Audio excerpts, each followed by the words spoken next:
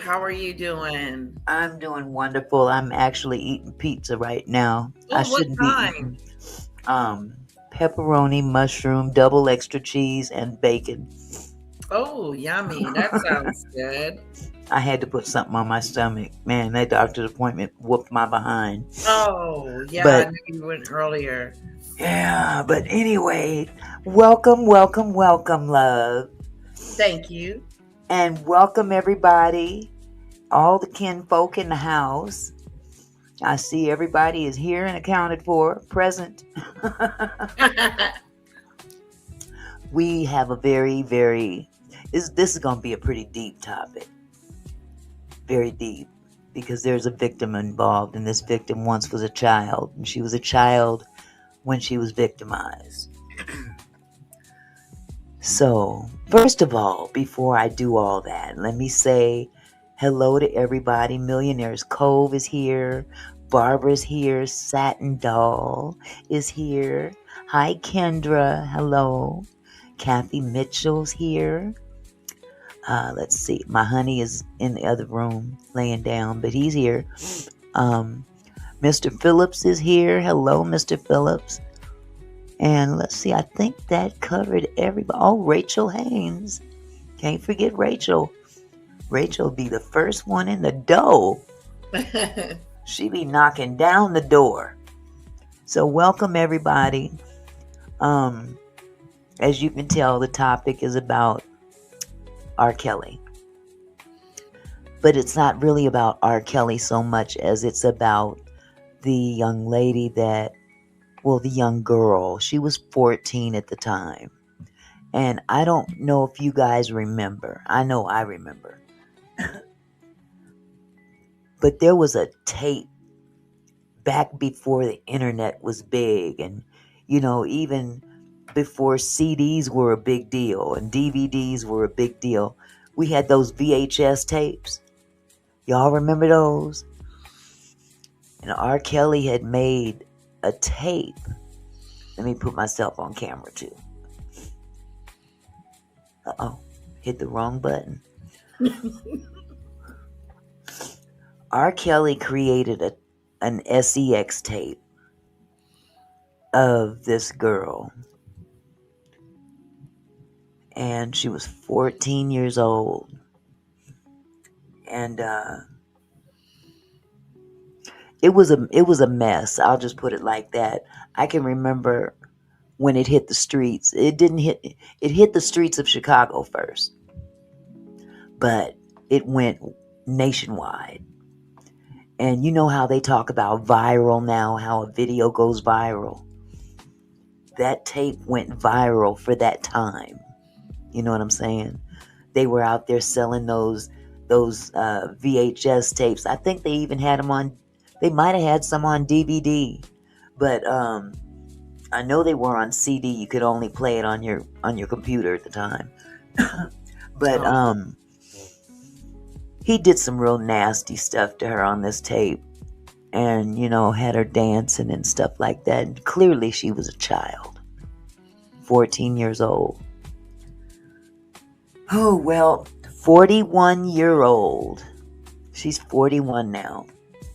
41-year-old Rashana Landfair finally came out with her identity. And she did an interview with CBS. Apparently, she testified at he was charged when it came out, that he had been messing around with this little girl. There was a trial back then, and she testified and lied to the grand jury and said it wasn't her. It wasn't her. Oh, wow. And of course, there was a lot of speculation. People pretty much knew she was lying, but she was protecting him. And it wasn't until the docuseries about R. Kelly, Surviving R. Kelly, when that came out, that struck her. You know what I'm saying? Because she looked at that and saw all those women that had been victimized by him. Mm. And she said, if I had told the truth, those people wouldn't have been victimized. That's a pretty heavy burden to bear. Yeah, it is. You know what I'm saying? But anyway, he was a dog. I mean, he was convicted back in what, 2022 for the very thing he was guilty of back then in Right. 2000, because that tape came out in 2001. It's Wow. been 25 years. Well, no, let me think. Did it come out in 2001 or did she do it in 2001? I can't remember. But it's been years. 25 years have passed. Oh, I need some tea. Um, but he was a dog back then, and he was a dog before her, because I got a girlfriend. My best friend she was raised in that area in Chicago. She actually lived in Gary, Indiana, and she told me R. Kelly used to go around to all the high schools after school, scoping for girls out of high Wow. school. Grown ass man, and had his boys with him, and they were scoping him out. So if you were in the black community back then, you knew what was going on, especially if you were in Chicago. Wow. So, but yeah, he was convicted of racketeering and sex crimes in two separate federal trials that Wow. took place in 2021 and 22. So he's locked up for a long time. He got 30 years. Mm. Oh, he Ooh. won't be getting out anytime soon, because they done stuck some more charges on him since then. But that 14-year-old girl did lie to the grand jury. She could have gone to jail herself. Yeah, for But lying. he had groomed her so well. And the thing that people don't realize is that she carried on a relationship with him well after After.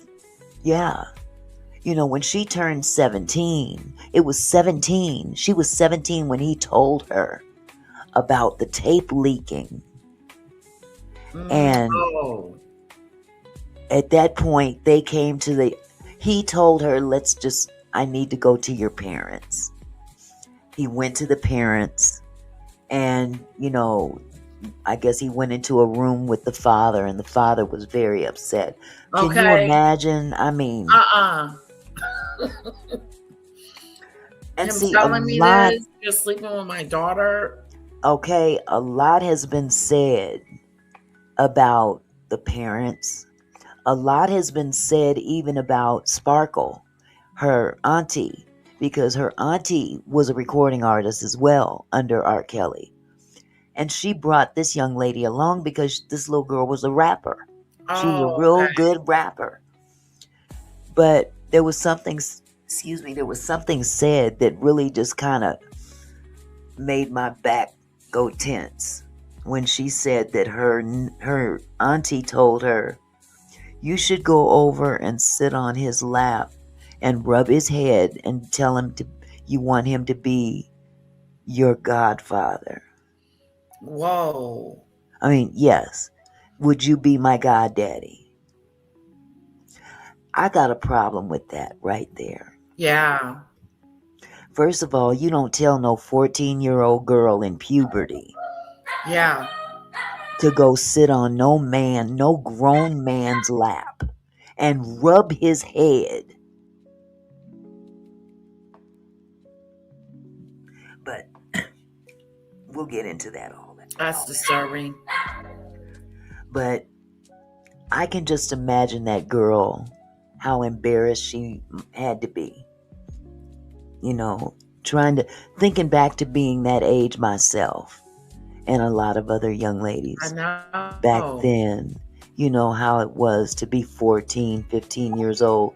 And back then, it wasn't a big deal to be with an older guy. Right. A lot of girls thought it was a badge of honor, you know. Oh, I'm just 14 and he's interested in me, not realizing that dude is a creep. Right. Had to be. That goes for the same dude that took my virginity. Mine too, girl. I was 15, he was 20. Yep. I'm telling you. That's how my story kind of went. Yep. Yeah. So it's not out of the norm, at least back in those days. It wasn't out of the norm compared to today. Right. But still, she carried a burden like that for years. And I can understand why. She was embarrassed, that all of these people, all these strangers have seen her body, has seen him peeing on her. Yeah. Some of the other things that he did on her and did to her isn't I can't even Wow. go into. But I don't know. I just wanted people to understand that, I know she's a victim. I know she's a victim. Yeah. She's definitely a victim, but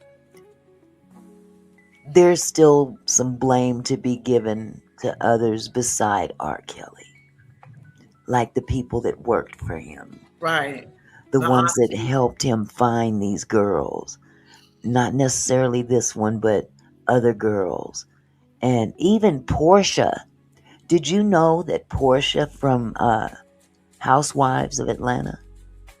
You Yeah. know, What about she her? she was one of them women. Oh, was she?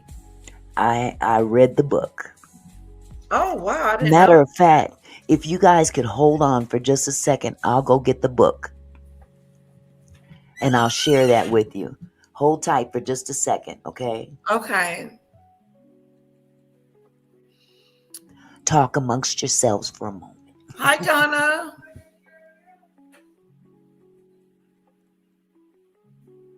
Wow. Isn't this something? What a story. He's never getting out of jail.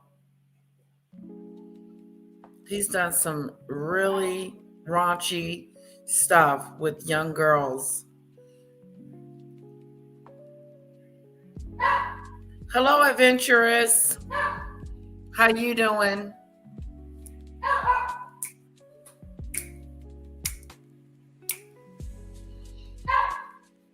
What else is going on in the chat? What are you guys thinking?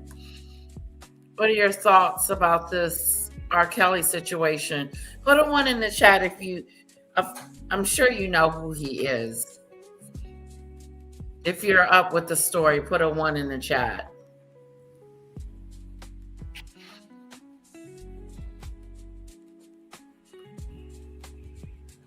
Okay, here we go.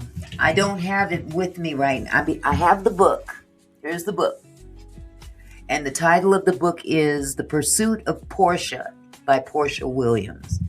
And she speaks Oh, quite a bit about her encounters, plural, more than one encounter wow. with him. I was shocked.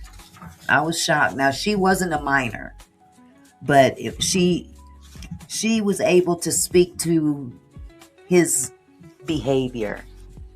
Oh, Yeah, she was able to speak to that. I'm gonna try to find that. I don't want to take up too much time looking for it. It didn't even occur to me that that maybe I should look for this information, because it just occurred to me. I forgot all about Portia. yeah. But yeah, it's really more than a notion. But I tell you what, I'm gonna play. I want to play for you the interview that this young lady did on CBS.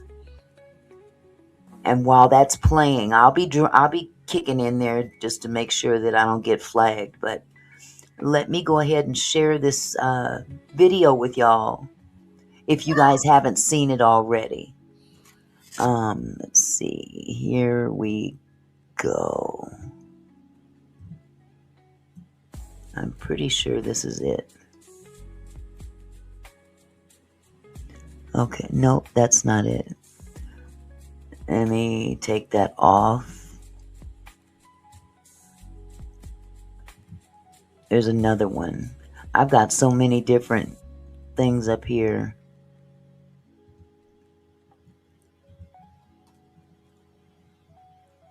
Okay, this is the extended interview.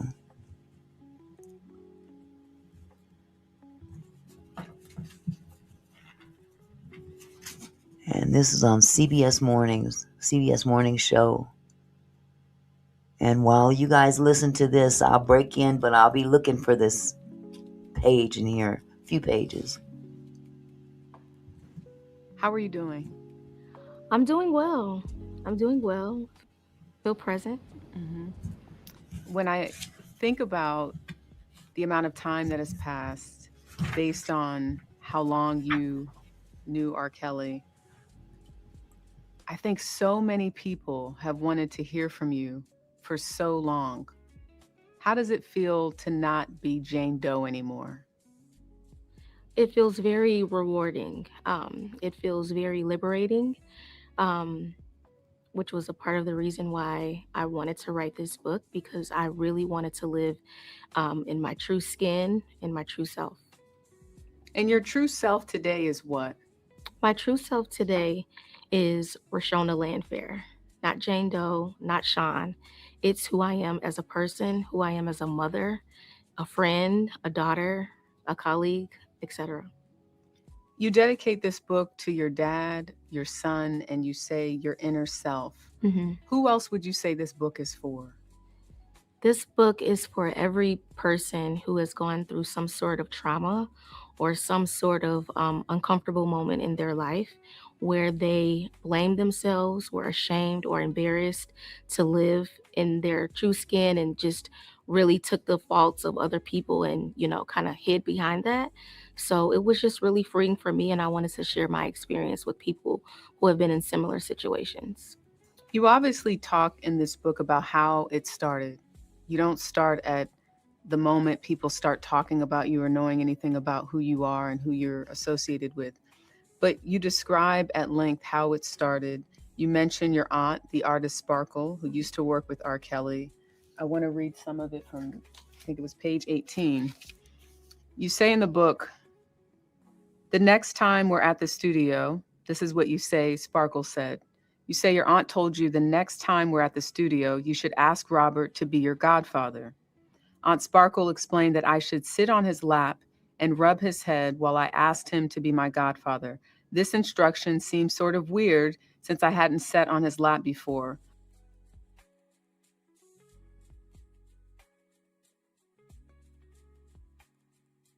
Sorry about that. That's the thing that got to me.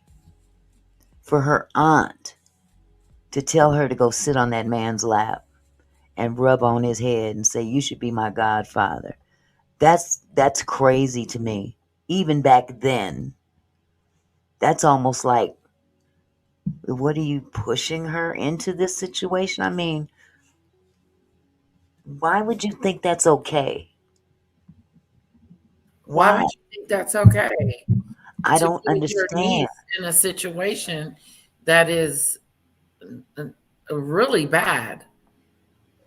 I was floored when I heard that because Yeah, back then I heard a lot of about Sparkle being jealous and all this stuff, and I was like, I don't think she's jealous. I don't. I mean, she sees an issue and she's concerned. That's her niece, but I didn't hear about this suggestion that she climb on this man's lap and rub his head. You know, mm-mm, mm-mm. I'd never heard that before. So it kind of makes me look at her side eyed. It really does. for sure. Yeah. Especially But I being didn't question older. Yep. it. When you think back, is that where it all begins? Is that the start? That is the start. That is the start of him entering into my life in a different way than just being an artist or hanging out at the studio. It became more personable at that moment. Because you yourself were an artist. You were a part of a rap group. you had toured Europe, you'd been to Europe, Hmm. and it was your aunt, you said, that introduced the family to R. Kelly because he's this successful artist from Chicago. At this time, he's really starting to blow up. He left the group that he was in, Hmm. and it was interesting, exhilarating, fun to be around him. Is kind of how you describe it in the beginning. I mean, this is a big superstar, and you have Yes. access to him like, hey, I want to hang out in the studio. Hmm. And at the time, in the beginning, he's treating you like a normal, excited kid that wants to learn more about the business. Correct. So, when do things turn? And I know you go into great detail, Hmm. the early stages and why this is so complicated, your mindset Hmm. at that time. Well, during the time that I met him, I'm also a teenage girl who's going through puberty. And so some of the things that I was thinking or feeling were just normal expressions um, to, my maturity level at the time. And so it starts very innocent. It starts, you know, being mesmerized and, like you said, like admiring this person. And then, it kind of gets a little deeper or more complicated when that person is able to see what you can't see, the way you're developing, your conversation, your personality traits.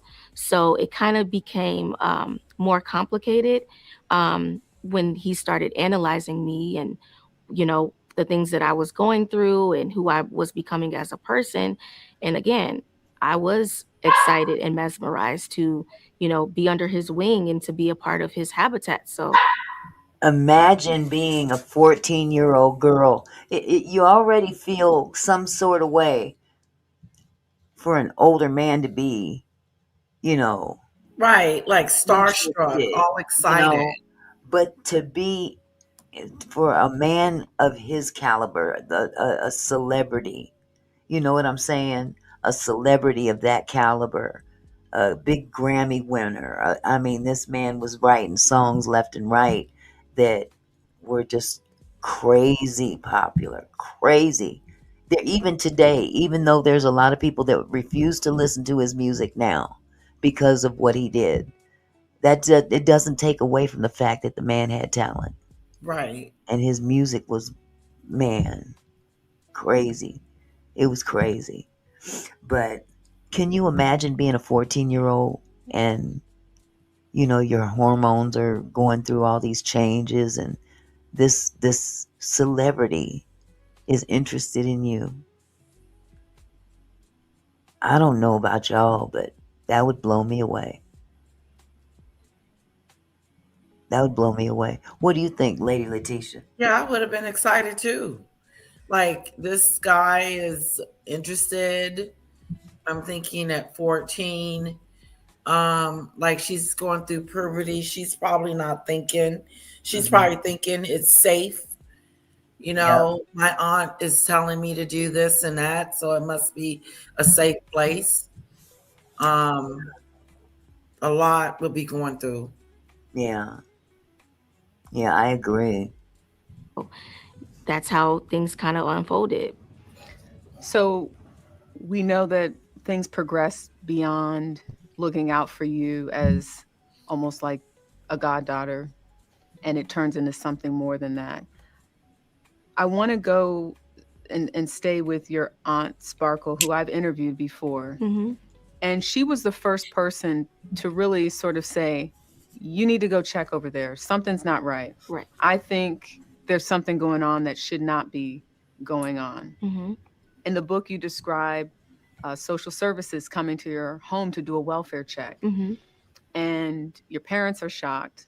They think perhaps maybe she's just jealous because she's no longer affiliated, associated with R. Kelly. And then obviously 2001, 2002, we're talking about the tape. But why don't you think anyone believed your aunt Sparkle when she first raised a red flag about a possible inappropriate relationship? I don't think they believed her because there were no obvious signs of what was actually taking place. It was more coming from her end, maybe looking like a motive from, like you said, not being around him. And those kind of questions or concerns didn't happen until she was no longer a part of, his camp or the things that were taking place, her as an artist. That's when those questions started to raise. Chapter 7, you call it stress fractures. And you say it was a couple of weeks before your 17th birthday. You say, Robert told me the copies of one of the sex tapes of 14-year-old me were beginning to be sold on the streets of Chicago and across the country. Your reaction to that when you think about hearing those words from R. Kelly, that this tape is out there and you were 14 years old? I was empty. I was very hollow inside. I was very confused. Didn't know what to expect. Um, and I was embarrassed. Rightfully so. I want to read part of that in terms of just sort of what you were feeling at that time, because at some point, the remedy for this, according to you refer to him as Robert in the book, is that he wants to tell your parents. Mm-hmm. And you say, Robert told me how he would tell my parents the truth Mm-hmm. about us. My mom and I were in one room, and my dad and Robert were in another. You go on to say some other things, but eventually you get to this part. Now, her father was also a musician. Her father was a drummer. So he knew R. Kelly in that respect. But I don't think he realized that there was something deeper between his daughter and R. Kelly when he was told about this tape. He was told about the tape and the relationship at the same time.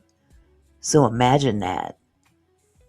This man, and he has since passed away. He passed away in 2021, and she dedicated the book to him. But as a father, that's your baby girl. I think you're muted, baby. Yeah. Yeah, that's your baby. I mean, can you imagine Lil Bit coming home saying, "Daddy, this is my boyfriend." Well, you know him. They knew each other anyway. Yeah. But No, there, it there would seems be to be a devastating. problem. Yeah, there's a tape out there. Mr. Phillips said your body's calling. That's my jam too. But I mean, one thing I didn't hear her talk about in this interview was her mother and her mother's reaction. And I wish she could have Right. gone deeper into that. But, That is true. there's It's still almost this. like she knew. Well, and not only that, here's the thing. After finding out at the age of 17, this is your 17-year-old daughter. Why are you allowing her to continue? Because at that point, the cat was out of the bag. He Well, said, she's almost 18 now. right, by that time, but she was still living at home, from what I understand. Maybe not, I Oh, don't know. But at 17, she was still a minor. yeah. And I don't care what anybody says, just because you turn 18 don't make you grown mentally. It's just a physical uh, uh, uh, a switch. It's like flipping a switch. A light comes on when you flip a light switch on. However, that doesn't necessarily mean you are mentally grown. Right. Exactly. Even when you turn 18. Absolutely. Absolutely. And they allowed her to continue to see him. She saw him past adulthood. Wow.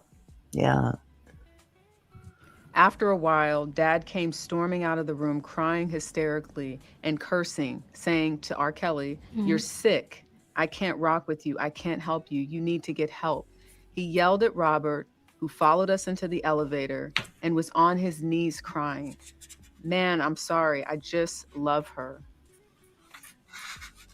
So the turning point from innocent goddaughter running around just trying to learn the music industry to something more like you're trying to make sense of why he's calling you and saying, what are you wearing? This type of thing. To now you're confronted with something that's out there and he's saying the solution is just tell them. I know it looks crazy, but I believe you're my angel as you refer to in the book. And your dad initially is upset. He's crying. He's confused. He doesn't know what's going on. Why wasn't that the moment when you look back where you were not allowed to see R. Kelly anymore, be around him? Take us to why it was so complicated for you and your family and what you said to your parents. It was very complicated. My dad wanted to make the right decision, and he was not okay with anything that took place. I was more under Robert's brainwash. I was more under his spell, and he utilized me against my parents, making threats of suicide and doing different things out of desperation to convince them to not turn on him. And because I had been groomed for so long to carry out this mission and also not want that girl on the videotape to be myself, I thought in my little mind that maybe that was the best approach. We felt more protected and had more resources and help through him than taking matters into our own hands with this celebrity and the industry and not wanting to be the people to end R. Kelly and deal with hatred and many things. So, I mean, I'm not here to sugarcoat any shortcomings of my parents or myself, but at the time, that's what that's what made us feel the safest. You felt as though R. Kelly was holding all of the cards, had all of the power. He did. How did you make peace with your parents later? Because that's also something, I mean, even at the beginning of this interview, speaking of dedicating the book Hmm. to him, and my condolences because I know he passed away in 2021. But how were you able at this age to make peace with everything that's happened and your parents' involvement? When you become a parent, you have a different way of thinking.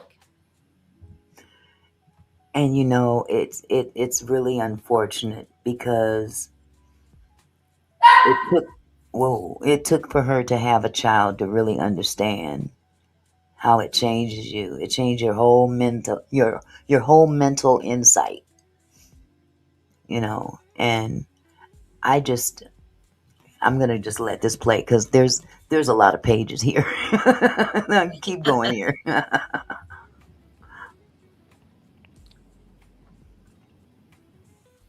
But I also look at the other women and the other survivors and the other, people who, he dealt with, who lost total communication with their parents and their families and literally lived everything that he made them think or everything that they made him feel. Yeah. So, in a sense of why it might be presented to look a certain way, my parents actually saved me. They're the reason why I'm sitting here today. Because if it had not been for them, if I lost complete communication with them and I was literally living his dreams, his brain, his way of thinking, I don't know where I would be Hmm. mentally, physically, or emotionally. When the trial started and the questions from federal investigators are coming, Hmm. when you look back again, so much of this is people being able to try and understand it through your lens. You're Right. living it. You're the only one with this story. Why not tell the truth in 2002 or 2008 when there was finally a trial after 6 years? That's one of my biggest regrets, not telling the truth. But again, when I have been trained and groomed since I was age 13, I started believing the lies that I was telling. It was very foggy and unclear on what I really felt versus what was right or what was wrong. And even in moments where I despised Robert, I still lied for him. When I look back at that trial, even this idea that people who were not part of the jury were able to see. Okay. Um, I'm sorry, you guys. I have to stop right here for just a moment. Dell Plummer. If you don't want to listen, if you don't want to watch, you can leave. Why don't you do that? Why don't you leave? You're muted, lady. I don't Yeah, appreciate Dell, I because don't appreciate this comment right here. yeah, This that is was sordid. Do we need to hear this? Who does it help? It helps. If it a lot doesn't of help you, then people. go on about your business. It helps a lot of people. And Auntie Mickey said in the beginning that this was going to be a heavy program. I don't know And what your trip is, lady, but I've had it with you. I Dell, you really get have. yourself in trouble. I've had it with you. I don't know where your mind is coming from, but you say some of the stupidest shit I've ever heard. And I would appreciate if you would leave my platform right now. Cuz if you don't do it, I'll boot you out myself. That's totally uncalled for.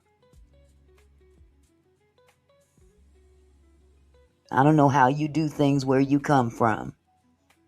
But we talk about things like this because we have children to protect. This is a cautionary tale.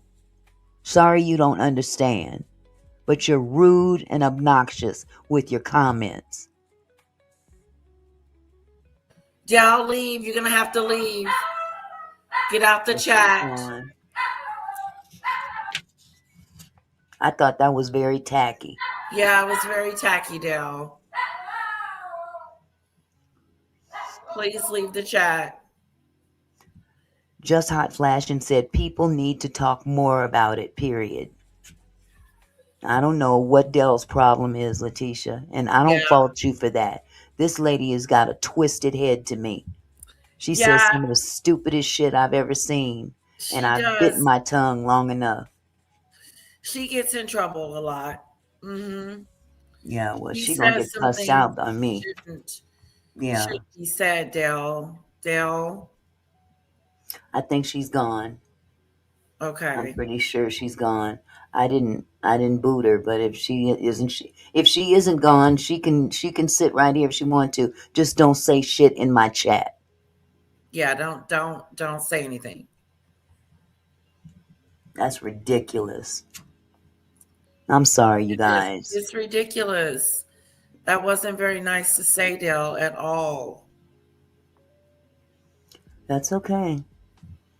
That's okay. Some of that video Mm-hmm. and the jokes that came from the video, because we're talking about seeing a person at the time, not knowing who it is Mm-hmm. for sure, um, being urinated on and talked about. Do you look at even the justice system as not protecting you to some extent? I mean, thinking about that video being played before a gallery of everyday citizens. I definitely think things could have been handled differently. I'm happy I wasn't there to witness everyone um, watching that. Um, you know, to the world imagery, I was not made to be a victim. I was a mockery. And that was very difficult to digest. It was very disheartening to know that my body was just being displayed and tossed around. And, when I look back on it, I wish things could have been done differently, but those are all of the things that I had to internalize. How were you able to sit through the trial in the parking lot? Because I think to know that you were so close to the trial that could have put R. Kelly away back then, and listen to his instruction. Don't watch television. Mm-hmm. Don't read the paper. I mean, this wasn't the same, social media wasn't a thing in 2008 the Right. way that it is now. That's another tactic that they do. They use a lot of mind control. Tell them what to watch, who to listen to, and things like that. And that's very dangerous because at that point they can control what you think, what you perceive, and that allows them to manipulate that person even longer. This woman went through this for several years from the time she was a child. She was 14 years old when that tape was made. And I mean, good thing he's gone. You know, he's gone away for years and years and years and years. But he's not the only one out there. I mean, they're all over the place and they're not all celebrities. We've got your average people out there on the street. You got pastors out there, congressmen out there, teachers out there. You've got regular, you know, uncles out there that are doing the same thing. The same thing. And they're ruining these young people. Not just girls anymore. They're doing it to boys as well. And the more that we bring this out in the open, the better. What you think about it, lady? Oh, she's doing. I'm gonna go ahead and play play the video some more. Um, but take us back to, and I know you're going to get a lot of these types of questions because most of this book is based on the past and how you've been able to come out of it. But take us back to what it was like being in a van and knowing that just a few 100 feet away, his life was on the line. That was very scary. I didn't understand why he wanted me there, why he made those choices, but I just went with the program. It was very difficult because I would also be paranoid. Like, what if somebody raids the bus, or what if the wrong person walks on here?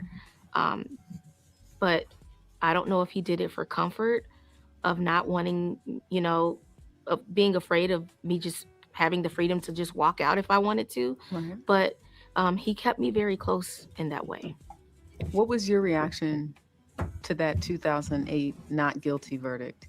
You talk about it in the book, but tell us how you were really feeling at that time. I felt happy for him. I didn't want to see his career end. I didn't want to see him taken from his family. I thought things were going to change for him, for us. I thought things would just get a lot better.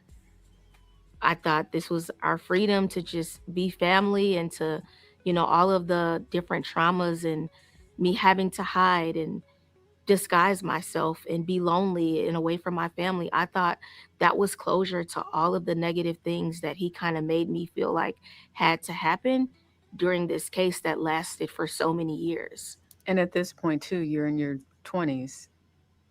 Right. So you're thinking, yeah, this stuff happened, but, this is our chance to reset. Oh boy, Ron Cooley. Ron Cooley said, at the time I was working at a radio station in Detroit and seen the tape of her when it came out, it hurt my heart. I interviewed him when he was with Public Announcement and he looked like a perv then. Wow, Ron, you actually got a chance to interview him. That is That's pretty interesting. that is crazy. Wow. He was like a And perv. Mm. and you know what, Ron, you're absolutely right. R. Kelly was very bold to record his music and make his songs about what he was doing. He Yeah. was doing those very things that he was talking about in his music. Yep. Age ain't nothing but a number. Okay? That one. That was the first clue right there. Yes, he sure did just hot flash. And he also said that he was essayed and he was groomed. So Wow. this is a generational type curse, Yeah, it is. and someone needs to break it. Someone needs to break it. It may not be a generational curse in your family, but it's still a generational curse because it happens generation after generation. Yeah. Wow. Mm. Him and his brother. Yes, Millionaire's Gold. Yep. So true. Him and his brother. Oh, my goodness. Let me go ahead and click on it again. Right. But what actually happened? Things got worse. And then I started um, realizing that I had been used and utilized for a purpose, that I was a placeholder, that I was here to make sure Robert didn't go to jail. Not because he loved me, not because he was my protector, or because I was his angel. My purpose was done, he was finished.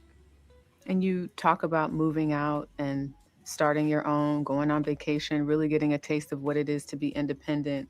But even though you left R. Kelly, you left the home, you never quite left his orbit. Explain. That was definitely me operating out of cognitive dissonance. It was more so like I knew things were wrong. I knew everything that I went through, but this is all I've known for the majority of my life. This is the behavior that was my normal and that I felt like was okay. Mm-hmm. So I was kind of afraid to operate outside of him. I didn't know what to do. I had to literally learn myself from a 12-year-old girl up into Mm. who I was to today. Yeah. And that was Oh, hard wait. to It was very completely let go. difficult. She said 12. January 3rd, 2019, Yeah. Surviving R. Kelly airs. Hmm. Did you see all six? It's a six-part series. Did you see all of it I or don't just I some of don't it? know if I saw all of it, but I saw enough. And you thought then, That was my the spirit of conviction came over me during that Spirit moment. of conviction. because Yeah. of that documentary, that docuseries. Yes. And when you say the spirit of conviction, what do you mean by that? Somehow I felt responsible Mm. that he was able to hurt so many more people. Oh, God. Thank During the time, you. I thought Mm. maybe these were just sexual fetishes that he had with me. Maybe this was just abuse I was going through. But when I saw that his behavior had gotten so much worse Mm-hmm. and he was allowed to hurt so many people because I lied, that did not sit well with me as an adult, as a woman. Mm-hmm. Is that Jesus. the moment you Wow. decided you were going to cooperate with federal investigators? Yes, it was in that moment. Mm-hmm. I couldn't I couldn't do it anymore. Yeah. It was a breaking point for me, for sure. I really want people to understand your perspective about how difficult this was and Hmm. the psychological factor Hmm. because you put it out there in the book because you want people to understand it. It's almost like you're talking to the reader at times when you say, now listen, I know you might think this, or Hmm. even the way you've protected folks in the book. You don't really go in about things you clearly know. It's Hmm. almost like you are saying, I want to stick to my story and I don't want to make judgment on other people for their decisions. That is right. But you talk about this conflict of a back and forth, even with the text messages that the defense showed in court to Hmm. say, wait a minute, they were texting like, hey, how's it going, are you good? I'll call my mom, she recently lost her mom. And they're trying to create this image that you're fine. Hmm. For people that don't understand what that's like to be you and in that position, Hmm. help folks understand this. You say the cognitive dissonance, but also this back and forth dance of trying to tell yourself, I'm good, I'm Hmm. fine. Yeah. Use Wisdom said, did she help put him away? Unfortunately, no. No. And that's why she said she had the spirit of conviction because she had an opportunity. to put him away long before those other women did. Wow. And that's why she felt so guilty that all Mhm. of those other women became victims of his because Victim. she lied. She lied in court. If she had told the truth, then he would have got convicted. Exactly. Exactly.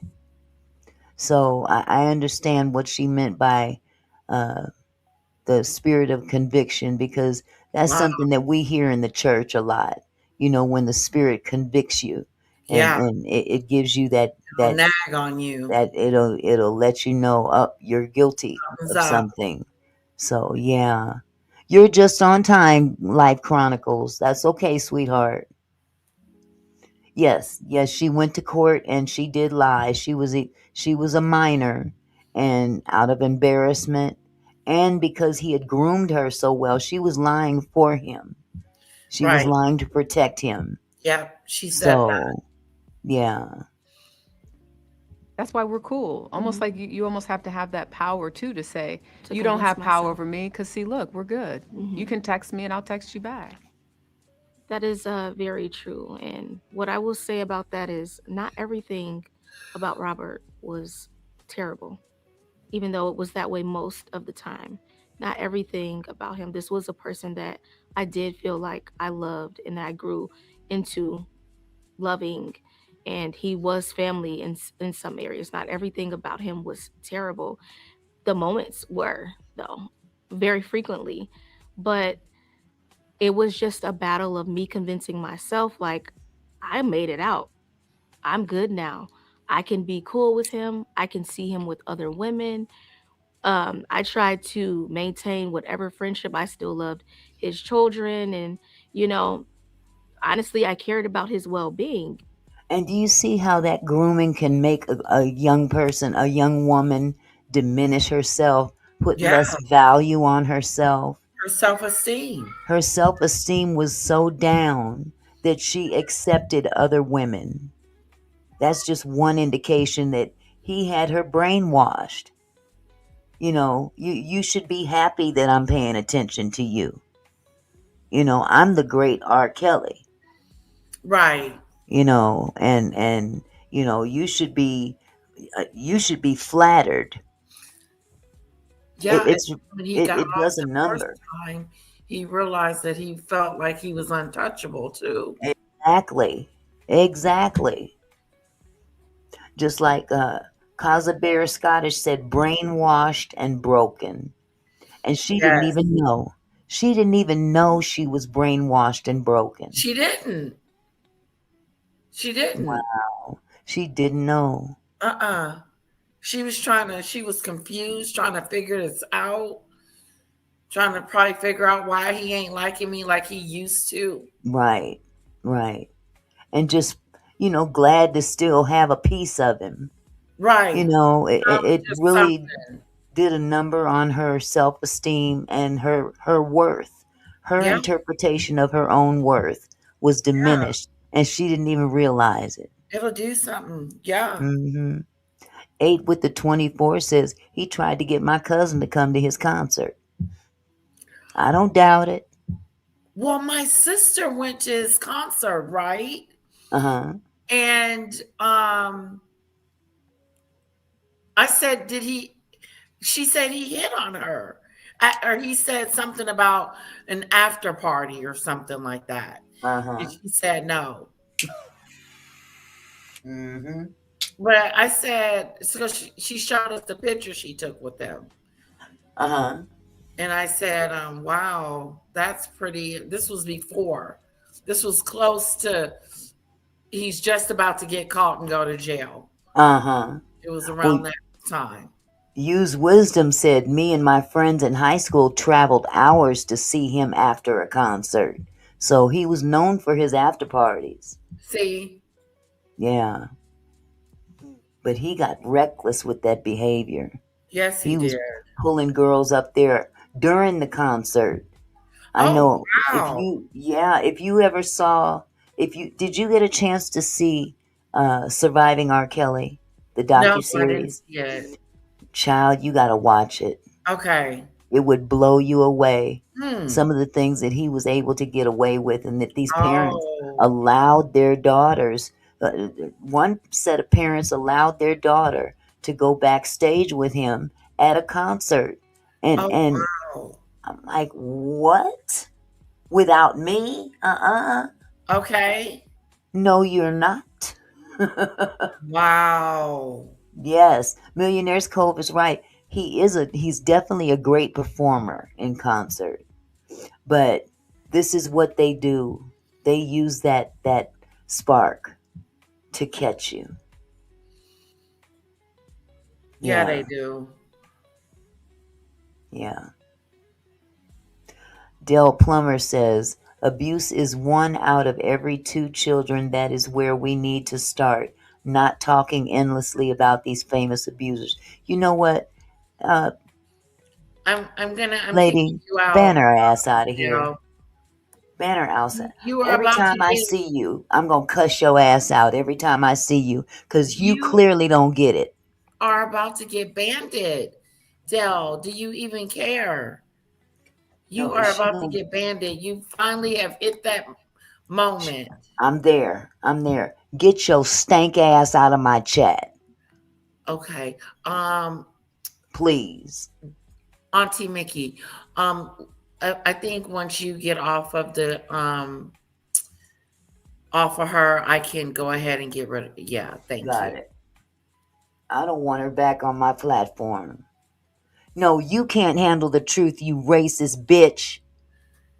See, you didn't got case Now, moved out. Wow, Dell.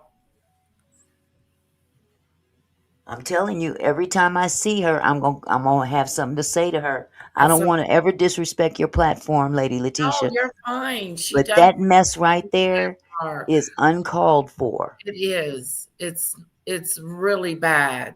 Keep It's that mess over bad. there wherever you live in Britain or where is she from? Australia. Australia. Keep that shit over there in Australia with them little furry animals. Cause Dell, I don't play that. That's disrespectful. First of all, you're on my platform now. if you come back after you're timed out, I will block you and you won't be able to come back because I don't know how to unblock. Yeah, So uh, that's just a warning. that's foul. That's Yeah, foul. she pushes it every time. Well, she done pushed me, and she done pushed the wrong one, and I don't have a problem cussing her out. Never to come back with it. That's the crazy part. Mm-mm. I'm not gonna play that game. What she does on your platform, it's not my my place to say. But now she's over here talking stupid, and I will cuss her smooth out. I don't have a problem with it. I really don't. And you're very disrespectful to Lady Letitia because Very, if it wasn't for her being here, your ass wouldn't even be here. very Let the truth be disrespectful. told. Yes, it doesn't make me. Yeah, it's really bad, Dale. Yeah, yeah. And you're not the first, Auntie Mickey. I know. I know. I've Yeah, held my tongue from her long enough, yeah. and she just did it tonight. She did it tonight. You don't come up in my chat and and disrespect what we're talking about. Exactly. If Don't you do don't like that. it, leave. If you don't like it, take your narrow Australian racist ass up out of here. Leave. Point blank. Period. And stay gone. Yeah, you done messed up again. Jesus. There's something wrong with that chick. I'm gonna go ahead and play this video. I'm sorry. I'm sorry, you guys. I'm sorry you guys had to even witness that. My bad. Even outside of just, like everything that was happening. So it was a battle internally for me to fully, let go of somebody that I had been groomed into fully being dependent upon. In March of that same year, so shortly after the R. Kelly docuseries comes out on Lifetime, Gail King sat down with him Hmm. and the two women that he was in a relationship with at the time. Did you happen to see that? I did. When you saw him react in the way that he did about this, you're trying to take my life. And, I thought about playing that for you, but I don't even want you to have to see him because I think it's not necessary. But when you saw that version of him, as you talk about, it wasn't like this all the time. Hmm. But did you feel for him, or did you think he's going down and he's scared? Well, first, I thought it was very Broadway of him to act like that. That was very normal for him to have that type of response. And when I heard those girls speak, I knew exactly what who was talking through them. Mm. I knew exactly what mission they had, the convincing, the firmness, everything that I had been trained and groomed to do. I read right in between that. And in that moment, I did not feel sorry for him at all. I felt like you still don't get it. You're still convincing yourself of all the lies that you are, bleeding into everyone else. And I knew exactly what took place was getting ready to happen. And he was very scared. He knew it too. As you sit here today, do you feel like you are completely healed? No, I'm a work in progress. I have a long road ahead of me, but I can look Mm, back and I know exactly where I come from and I can see the stars now. I'm proud of her. Yeah, I'm very proud of her because because she some didn't people have to don't do make it this. through stuff like this, Absolutely. Absolutely. mentally and mentally playing on your mental. Yeah. I'm very, very proud of her. It took a lot of courage for her to come out and out Mhm. herself, you know. And I could just imagine as a 14-year-old girl knowing that all of these people all over the country have seen this tape. Can you imagine the Right. blow that took? I mean, that she had to take knowing, how embarrassing. How embarrassing. She's a girl in school, 14 Yeah, years old. And imagine, I mean, my boys saw the tape and they were in I school at the never saw it. time. Yeah, my sons saw it, both of Wow. them. And they were just a couple years older than her. And Wow.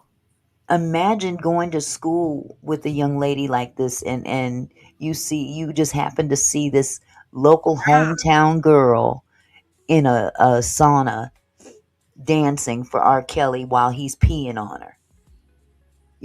It's crazy. It's that is. crazy the mental that she had to go through to Yeah, keep that inside, yeah. and still love this guy. It probably took her some years just to stop caring about him. Right, right. Absolutely. And I think to a certain degree, she still deep down inside does care about him, but Yeah. she has a responsibility now to a 5-year-old boy.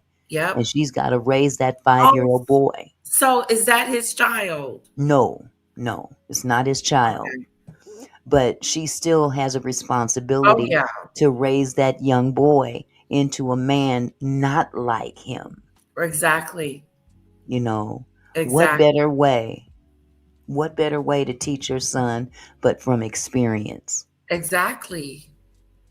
Oh, thank you, Millionaires Cove, for the $10 super chat. Bless your heart. Thank you so much. Thank you, millionaire. Yes, thank you. Kumari says it's like the Cassie situation. You know, they get in your mind and slowly eat away at your self-esteem. And next thing Yeah, you they know, do. you're less than who you really are. Right. You're not yourself. No, not at all. Yeah, you are confused. Absolutely.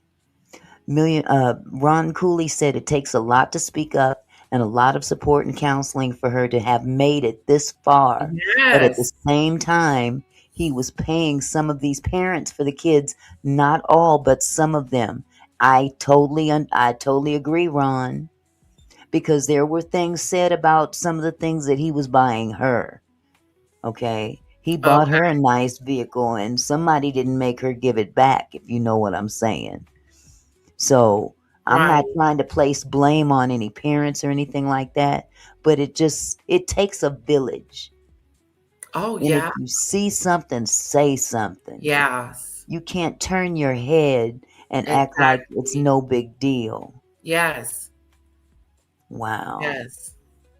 Adventurous You says, why did her parents let her aunt take her around him? Well, first of all, um, her aunt was also a recording artist under R. Kelly.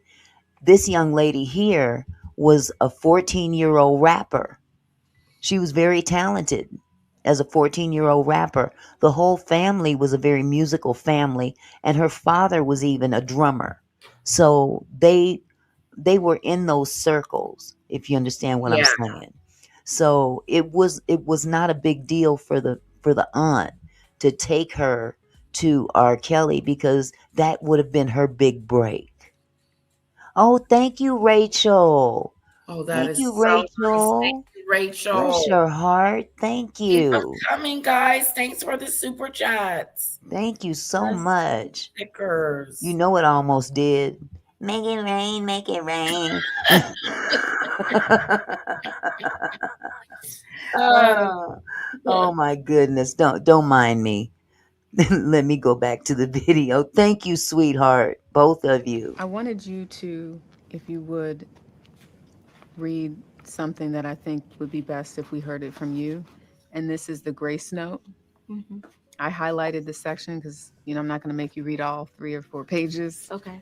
but I think it would be important to hear this in your own words Yes. That's fine. and the last part, Okay. Oh, if you this don't is mind. deep, you guys. Listen to this. You're welcome. Dear beautiful soul, it's you. It's always been you. You were the girl with saucers for eyes, and the world was a buffet spread out in front of you. You were the girl who spit rhymes and played basketball with all you had. You loved your parents and especially your baby brother. You loved going to church. You were a friend. Rashona Landfair. Don't believe yourself not to be good enough. There is no yardstick for good enough. You were a girl, Oh. perfectly imperfect human being. You could not have lived your life in reverse. There was no way for you to know what you know now. So if you don't remember anything else, remember that children don't protect themselves from danger. Let go and let God. No one else holds power over your mind, body, or spirit. It's taken a while for you to arrive at the sure footing of this knowledge, but it's a good place to be. This is your moment. It's good to be you. God willing, you have more living and loving and growing to do. Go live in your truth and walk in your light. Mm. Embrace this next chapter in your journey with anticipation that God will plant new dreams in the fertile soil of your heart. Love you times infinity, Rashona. That was beautiful. it Oh, was. that was beautiful. That was Um, beautiful. Lady Letitia, thank you so much for the super chat. I really appreciate you. Thank you so much. And Rachel Haynes, congratulations on becoming a member. Thank you, my love. Thank you. Let me answer one question.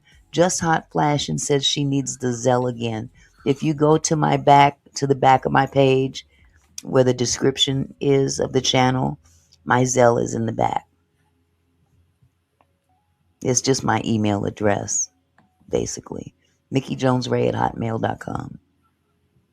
I need to start posting that. I used to in the we used to in the chat, but if any of the mods have that information, could you put it in the chat for me? I appreciate it.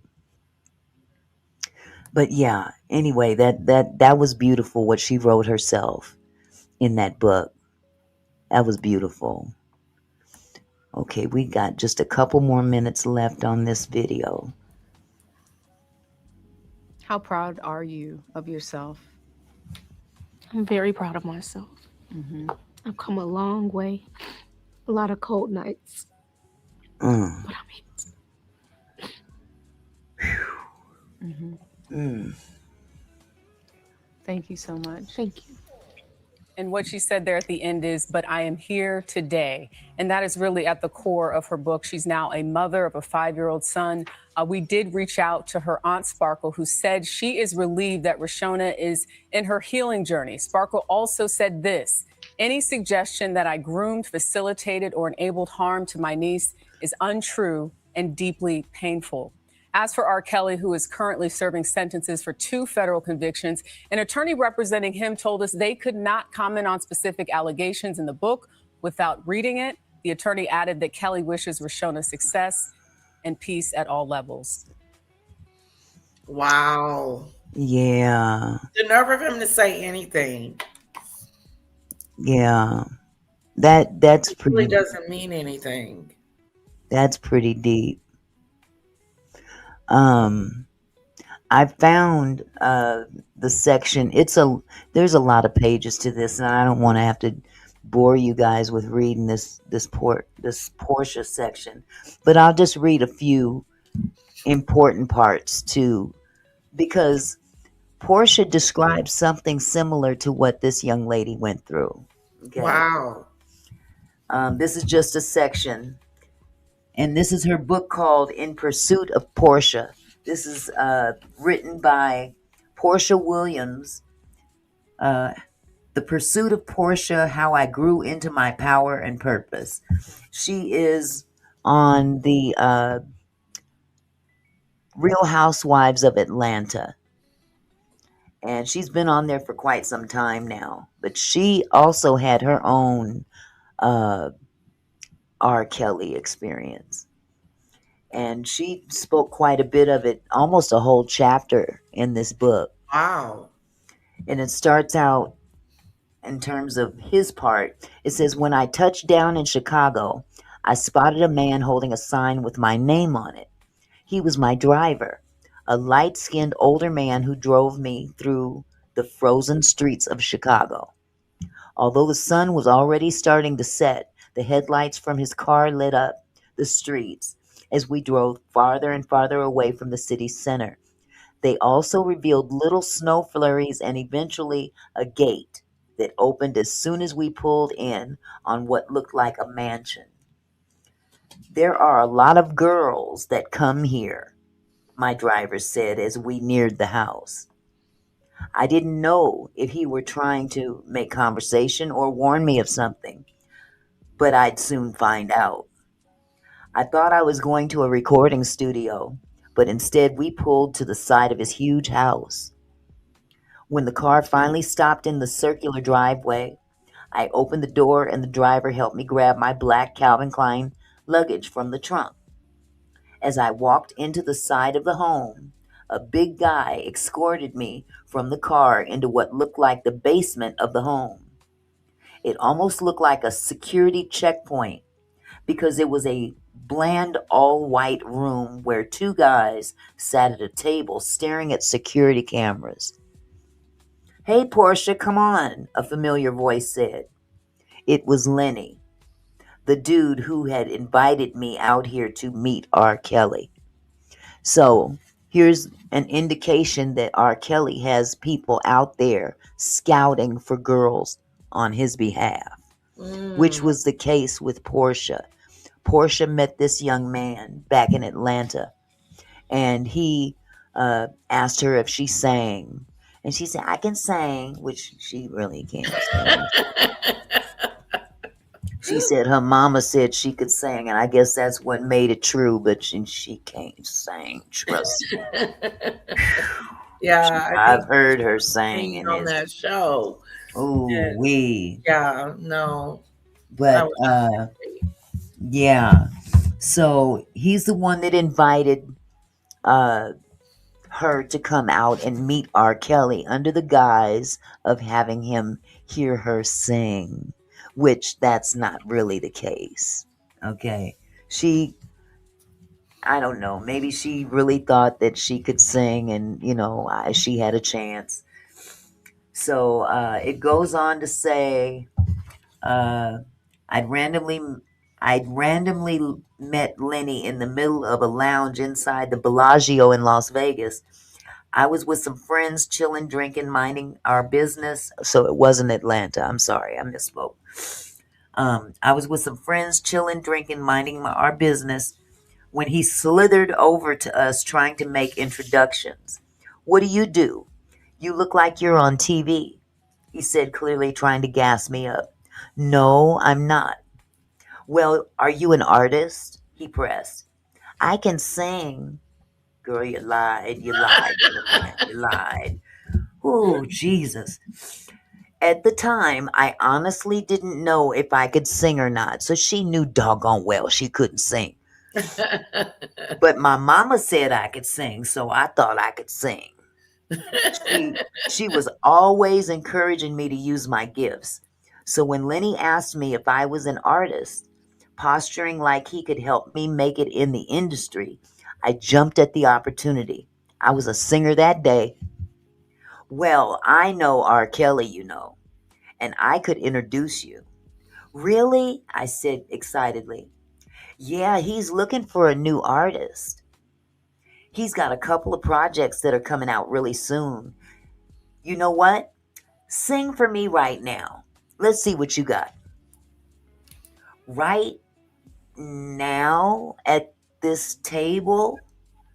Yeah, let me hear you sing, Lenny said, crossing his arms to show me he was serious. And in that moment, I heard my mama's voice. If someone ever asks you to sing, you just do it. You sing. You got to stay ready so you don't got to get ready. So I did. I mean, this was an opportunity to work with R. Kelly. This could be great for me.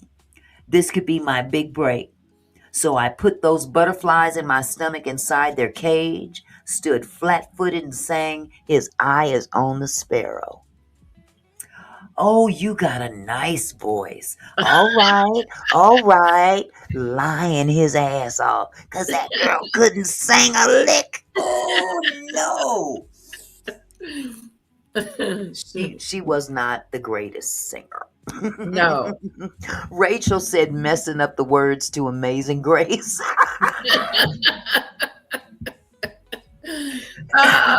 Oh, you already know. You already know, Rachel. He said everything after that happened so fast.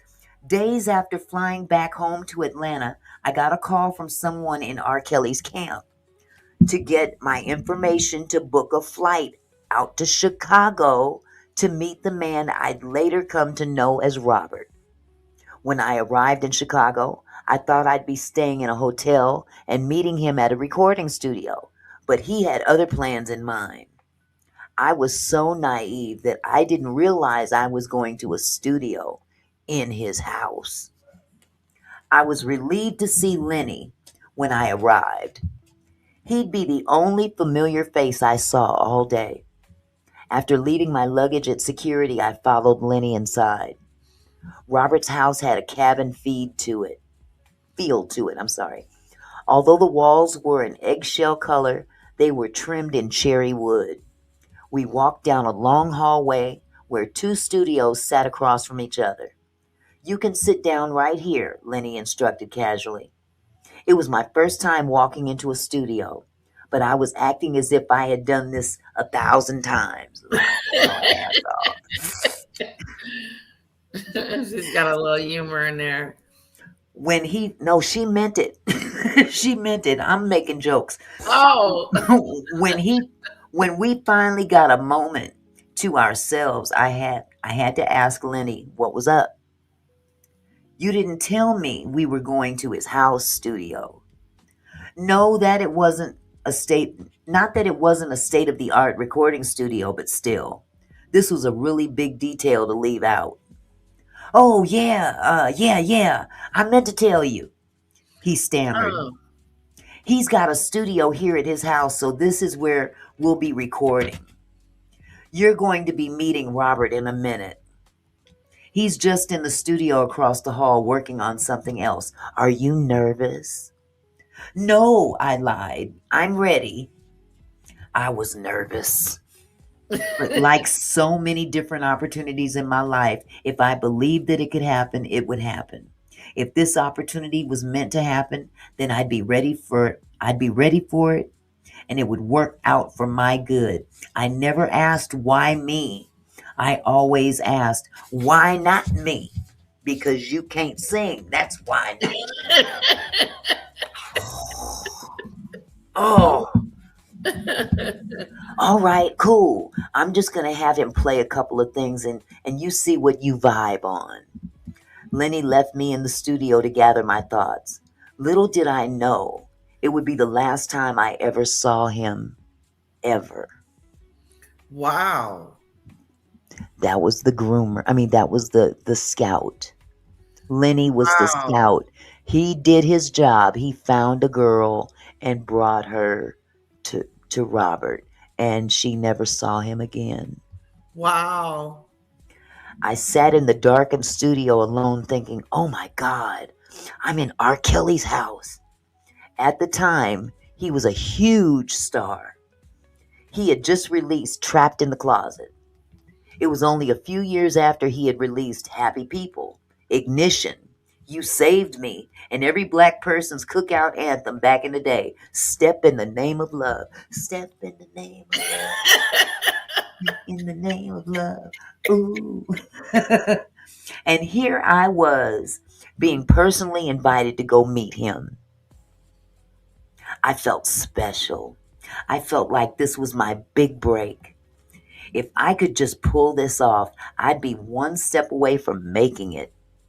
After a while, I realized I had been waiting for so long that I'd begin to think, who knows that I'm here? I really hadn't told anybody that I had left Atlanta and had flown all the way to Chicago. My gut was telling me to check in, so I pulled out my phone so I could text my girl and let her know I was there just in case. You should have followed your gut and went home because you can't sing. He was there for something else. A light knock on the door broke my train of thought. A guy that I had never seen before poked his head into the dimly lit studio. This is where I'm going to stop. This is where other people working for him should also be held accountable. You know what I'm Yeah. saying? Yeah. Other people that were making these things happen for him Exactly. should have also been held accountable. I Darlene Spand, oh, I already know where you going, sweetie. Darlene said, Darlene says, I'm sorry, no disrespect about Portia, but she is not that smart. She didn't know what the Underground Railroad was. Did anyone see that episode on The Housewives? I sure did. And I fell out. She thought it was a real railroad, a train and tracks and everything. Lord Jesus. Yeah, she wasn't too bright about that one. So let me see, where was I? A guy that I had never seen before poked his head into the dimly lit studio. You can come in here, he said dryly, opening the door for me and leading me to a much smaller yet brighter studio across the hall. Robert, wearing dark sunglasses and a hat turned backwards, sat in the corner of the studio. Along with the guy who had just led me into the studio to meet him, an engineer sat at the board in the control room. Hi, I'm Portia, I said brightly, walking up to shake his hand. Oh yeah, nice to meet you. Nice to meet you. I heard about you, he said a little too fast. You came with Lenny, right? Yeah, I've known him for years. He told me about you. You sing. He said you got a he said he said you got a nice voice. Well, I'm working on this music right now, matter of fact. Sit down right here. Sit down right here. I want you to hear something. Robert pointed to a chair right beside him, but that other guy was sitting in it and he didn't budge. Instead, the dude looked at Robert from the side, burying whatever slick thought was in his mind. Hey, watch out, man. Let her sit down right there, Robert said, with a little bit more bass in his voice. The guy stood up slowly and found another place to land while I sat down in the seat that he had warmed up. When he nodded to the engineer, the song started playing through the studio's speakers. It sounded magical, almost like the pitch perfect notes were bouncing off the walls. And I'm going to go through blah, blah, blah, blah, while I'm really sitting in the presence of magic and true talent, blah, blah, blah, blah. Um, this is a song I just wrote off the top of my head. I'm not one of those people who read and write and stuff like that. So, uh, it was said that Robert could not read and write, Right. That's what it was said. and that is pretty much the truth. Mm.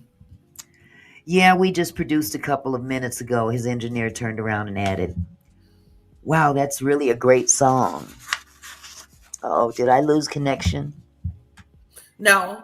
Oh, okay. For some reason, something happened. Okay. Within 15 minutes, Robert started treating me as if he had known me for years. It was actually kind of disarming to have him suddenly act like we were friends, and I was his homie who stopped by to kick it in the studio while he was creating.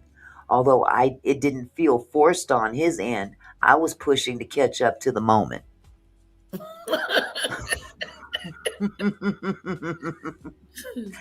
I was there to prove I was ready to take my dreams to the next level, but he never asked me to sing for him. I wonder why. I can say, remind me of Suge Avery on Color Purple. I'm Oh. fixing to sing.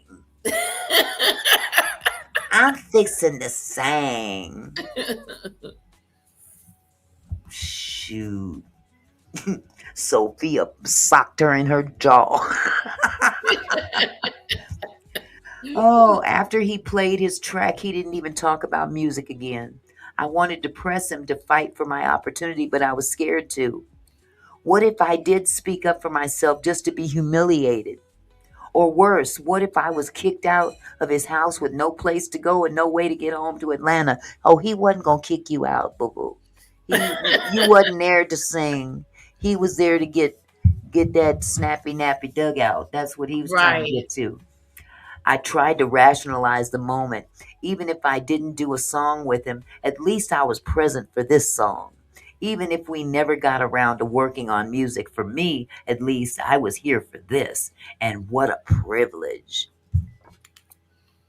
You see how they get them in, I mean, they get in their head Yeah. like it's, you should be glad you're here with such brilliance. Right. You can't even read. That ain't even brilliant. That's not brilliant. You can sing, you can do music, but you can't read and write, and that's not brilliant. Okay. Okay. Let's see. We were all watching a small television, blah, blah, blah. It says he wasn't hitting on me, not yet at least. He was relaxed, cool, chill. He treated me like a friend. After a couple of hours, Robert stood up and said, "I'll be back," and he left. His friend, the one who had led me into the studio hours ago, followed him. I was left in the studio with the engineer, whose back was toward me. I sat there for about 45 minutes, keeping my eyes glued to the television, confused. Eventually, another random guy, whom I had never seen before, came into the studio and says, "Oh, Portia, you can come with me. I can show you where you can put your stuff." "Okay, cool," I said, standing up, relieved that I didn't have to sit in that studio anymore. As I looked around at the cabin-like mansion, wide-eyed, trying to take everything in, I walked through the home and up a flight of stairs. I was rationalizing to myself, he must be putting me up for the night in a guest room.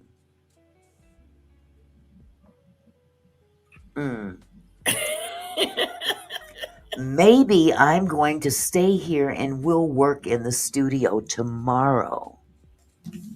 I was desperately trying to figure out what in the world was going on while not trying to rock the boat. It was a skill I learned early on in my life, wanting to be liked, wanting people to like me, wanting to please, wanting to go along to get along. It rarely served me, but in my mind, it was better than living in conflict. You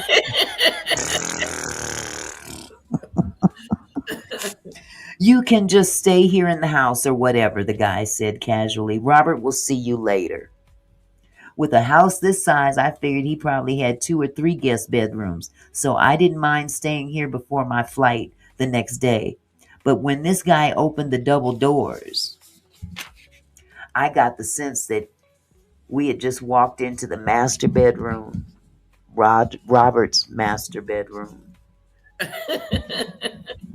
As I tiptoed into this huge bedroom, my thoughts rushed into my brain, bumping into one another. They were trying to make sense of everything. I had never said to Lenny, to Robert, to everyone.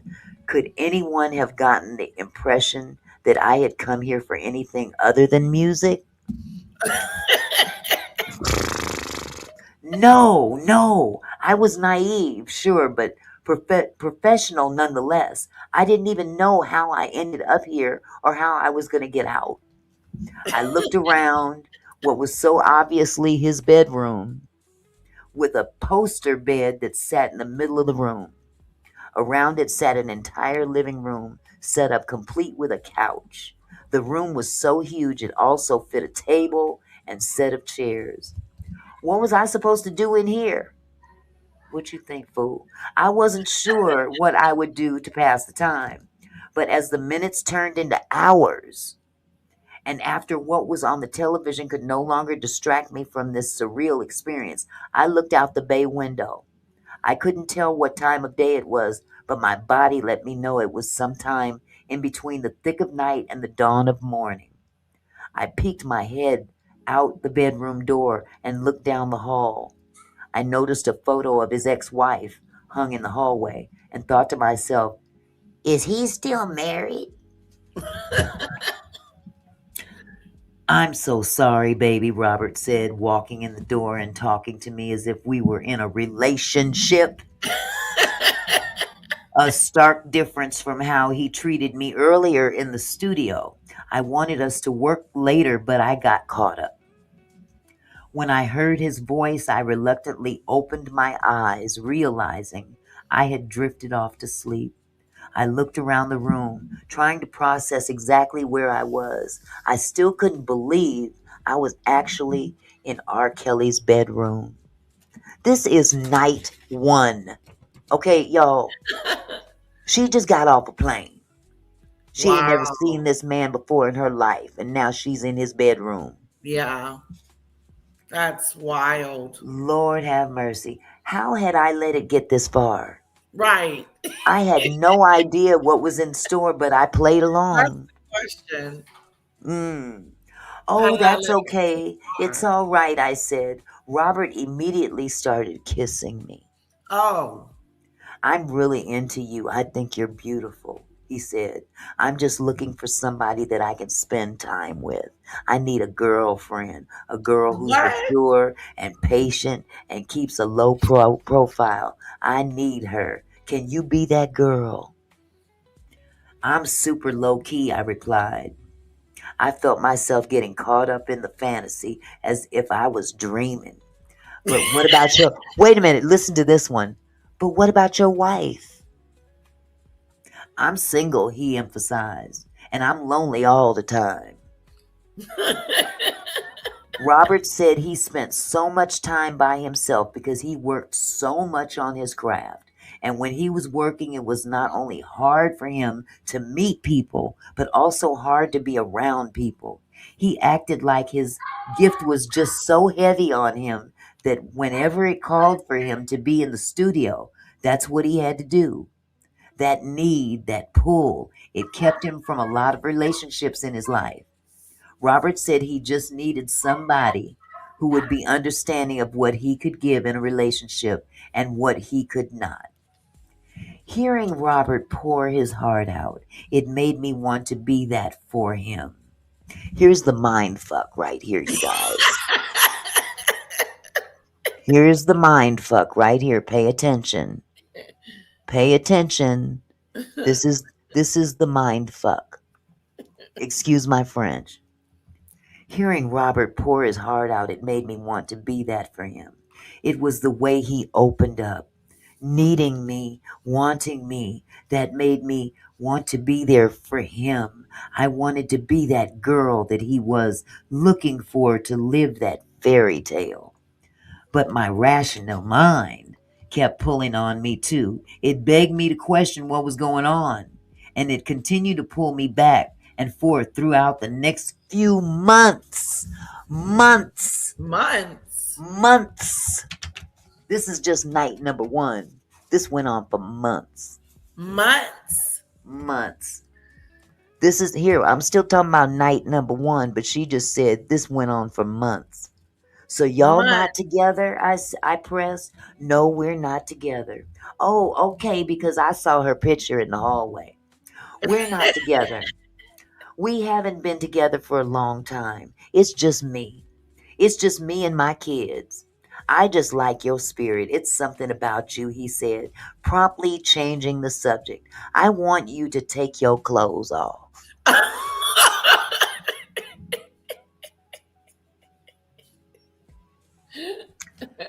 My rational mind woke back up at that line.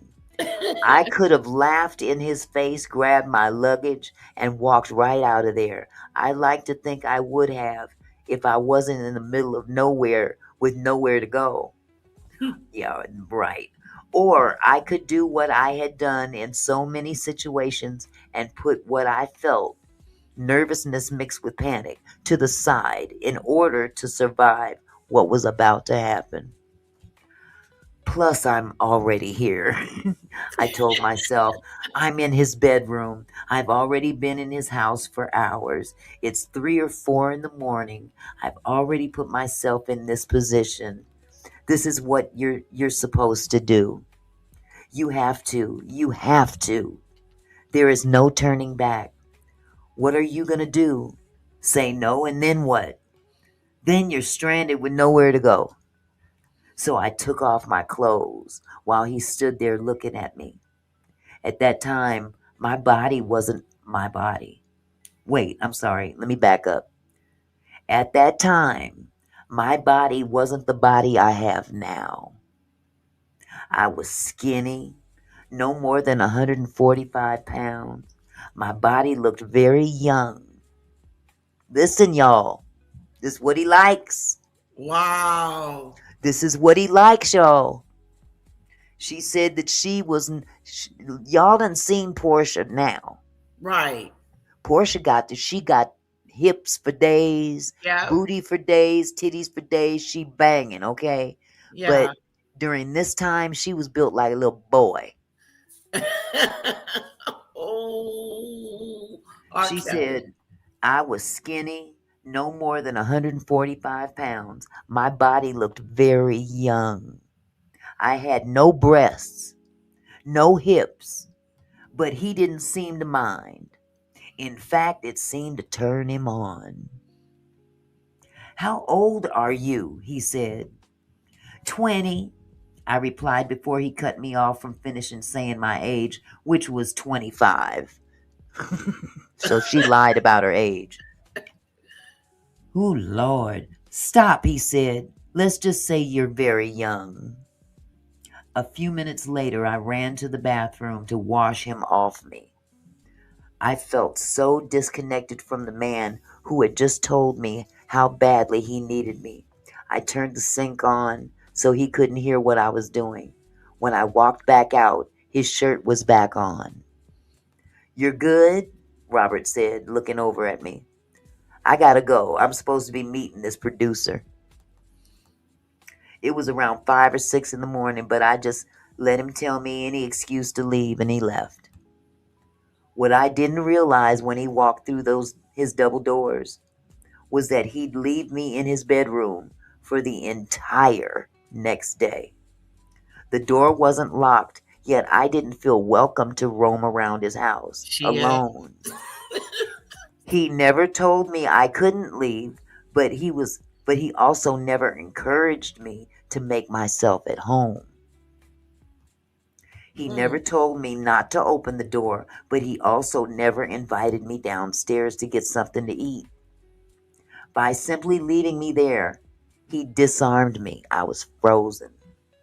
I eventually got up the courage to call downstairs because I was starving. I needed something to eat. Thoughts of working on music sat in my mind, and that's where they'd lie dormant. She should have said die, because you can't sing. By the time Robert walked back into his bedroom, with me still lying on the bed watching television so many hours later, I was just happy to see someone. I was actually happy to see him. I can't believe you left me like that, I told him. You did it a second time. I don't like to be left alone. I want to go home. No, no, no, baby, don't be like that, he said, looking genuinely hurt by the mentioning of leaving. Let me give you some money. You can go to the mall, get out of the house. I had a business and my own money. I had friends, a loving family, and a mother who had taught me better than this back home. Who would worry about my whereabouts? I thought about my mom a lot when I was at Robert's house, and the idea of disappointing her and letting her down kept pulling me back to my senses and calling me home. I flew back to Atlanta that evening. I never said goodbye to Robert during my first trip to his house, but I'd end up back there 2 or so more times. I was lured because I was young and insecure. I was lured because of his kind words and loving actions. I was lured because the combination of these two things manipulated me to my core. Each time I went, it got worse and worse and worse. Robert invited me to fly back out to Chicago through an email I knew he didn't write. When one of his drivers pulled me into his Olympia Fields estate for the second time, security led me straight to a small guest room. I walked into the yellowish painted room, which was nestled beside the billiard room where the pool table sat, and again Robert was nowhere to be found. Instead, I was left to stay in that room until he visited me. And again, the door wasn't locked. No one told me I couldn't leave, but it still felt like I wasn't allowed to walk around the house. I felt like I was on lockdown. I wish I could say this was a new feeling, being trapped in a room, but it wasn't.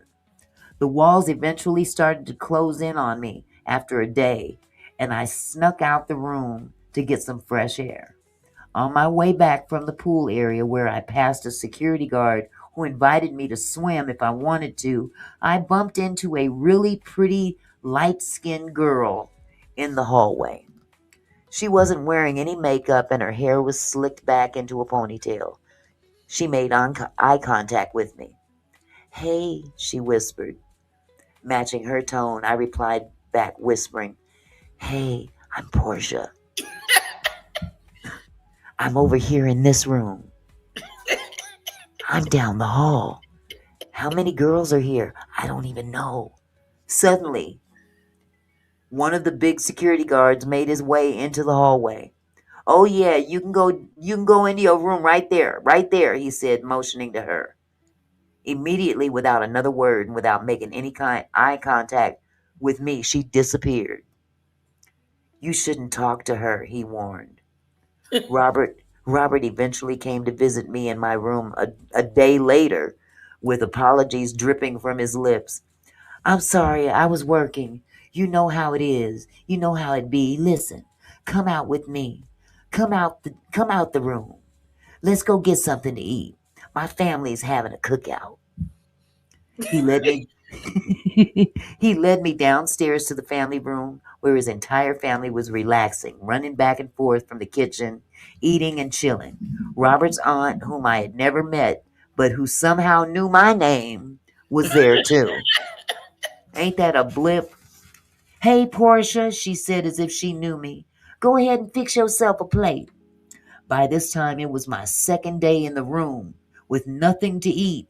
I was so hungry, so I ran into the kitchen and I piled food on my plate. But when I got to the potato salad, I paused.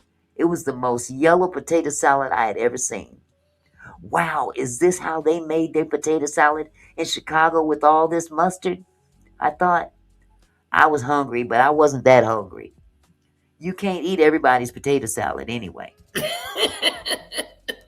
Before I sat back down with the rest of his family, I heard a voice say, "Oh, you're such a pretty girl. Robert did good with you." Robert. Yeah, man, you did good with her. It was his sister. Mm. Oh, yeah, I love her, he replied to her. Eventually, he turned his head to me and said, "Portia, I love you, man. You know I'm going to have a baby by you, right? Did y'all know that?" Oh. His family either ignored us or looked at us in admiration. Robert laid his head in my lap, and I immediately forgot about all the anger I felt after being locked up in the room all day. Being about Robert, being wrapped up in his fantasies, made you want to believe in his fantasies too, even if you knew better. This moment overrode any logic I understood about what was happening inside that house. I wanted to believe I wasn't a girl he was locking in his room to use whatever, whenever he wanted or remembered. This was public confirmation in front of his whole family that he loved me, or at least he thought he did. I chose the fantasy of security and love and family over what was actually happening to me because the one thing I always wanted was to be loved, and that's what he was giving me. Even with my own business, a supportive family and friends, I only saw myself through his eyes, and I didn't see much. Mm. I didn't stay for long during that second trip, but Robert would call often. When he did call, I felt like we were in some kind of a relationship, even if our interactions and conversations were sporadic and a bit random. I was settled back in Atlanta when I received a phone call from Robert inviting me back out to Chicago. He came with more and more apologies, his signature refrain telling me, "I'm so sorry I left you in that room like that. I'll never do that again. I love you. We're supposed to be starting a family." Although my gut was telling me to leave this man alone, I unfortunately ignored it one last time. I had touched down in Chicago and once again slipped into the back seat of a private car, and once again I was greeted by security at the side door. This time, I was led to a completely different room in a different part of the estate. I found myself in a fully mirrored room. Aside from the hardwood floors, the room was entirely covered in reflective mirrors. It had mirrors on every wall and mirrors on the ceiling. The only part of the wall that wasn't reflective was where the television was mounted. I thought to myself, this is going to be rough. I was left in that room staring at different versions of myself for 3 days straight. Can Oh, y'all hear me now? For 3 days straight. wow. Or it might have been 2 days straight. When you're left alone in a room like that for that long, you lose track of time. Thankfully, I had brought my laptop with me. If I was going to be on lockdown, I needed something to distract me. I also made sure to tell a girlfriend I was at his house just in case. I'll never understand how I let him lure me back into his house time and time again, only to be locked away. I'll never understand why I was afraid to leave. And each time I wanted to be like, you know what? I'm getting out of here. Robert or a security guard would pop up, luring me back and convincing me to stay. After 24 hours of staring at myself in those mirrors, I called I called downstairs to the security desk to say, "I want to leave. I was done." "Well, Portia, Robert says he wants you to be ready in an hour. He wants you to go to a party with him." "He does?" "Yes, he does. Can you be ready in an hour? Wear minimal makeup." What y'all listen. He like 'em young. Young ones don't wear makeup. Oh, wow. He like 'em young. He like little girls, teenagers. If I could turn back the clock, I wish I had the strength I have to say no. But instead, I got dressed and followed a security guard down to a large room inside his estate that held a pool table in the middle of the floor. When I walked inside the room, there were about 20 or 30 other girls there, all different types. A speaker that I couldn't see played one of his songs. Robert's songs were the only ones we'd hear all night. What kind of party is this? Where did these girls even come from? I wondered. I walked up to a few girls to make conversation, to have something to do, to pass time. I mean, I hadn't seen or spoken to anyone since I'd arrived. I also wanted to figure out if these girls were staying in this house too, or if I was the only one. I've been here for a month, one said. I've I've been here a week, another whispered. I'm staying in the studio, yet another girl shared. I'm actually still in school. Wow. About an hour into the party, Robert strolled in like he was the star of the night. All the girls started clapping and yelling and saying stuff like, "Ooh, R. Kelly. Ooh, here he is. Ooh." Hey, ladies. Thank you for being here tonight, Robert said after walking into the center of the room near the pool table. I just wanted us to all have a way to get together and have a good time. What? I just wanted us to all have a way to get together and have a good time. He is slow. With that, he started to mingle with each girl. While some girls in baggy clothes didn't speak to anyone, others were trying desperately to get into the party spirit. Everyone, though, was vying to get a little attention from Robert. Eventually, he came over to say hello to me. Hey, Portia, baby, he said, giving me a kiss on the lips. I didn't see him kiss anybody else on the lips, so perhaps I was his girlfriend after all. His girlfriend, slow motion, okay? His girlfriend in a pretty messed up relationship. The party ended after Robert left the room with two cute girls who had kept to themselves for most of the night. Of course, I was upset about it, but what did I expect after being in a room full of girls throwing themselves at him? I dragged myself back to that spooky mirrored room, feeling worthless. I was beyond upset. I was sad. I was depressed. And the worst part about it was that I wasn't even that upset with him. I felt more disappointed in myself that I had found myself in this place, at this party with these girls. When I wasn't distracted by him, I was being tortured by questions that clouded my mind. I'm going to go ahead and stop it at that point. But yeah, they continued to stay in contact. But Oh, this is the mind of a pedophile. This is I'm sorry, yeah. a PDF. I'm sorry, a PDF.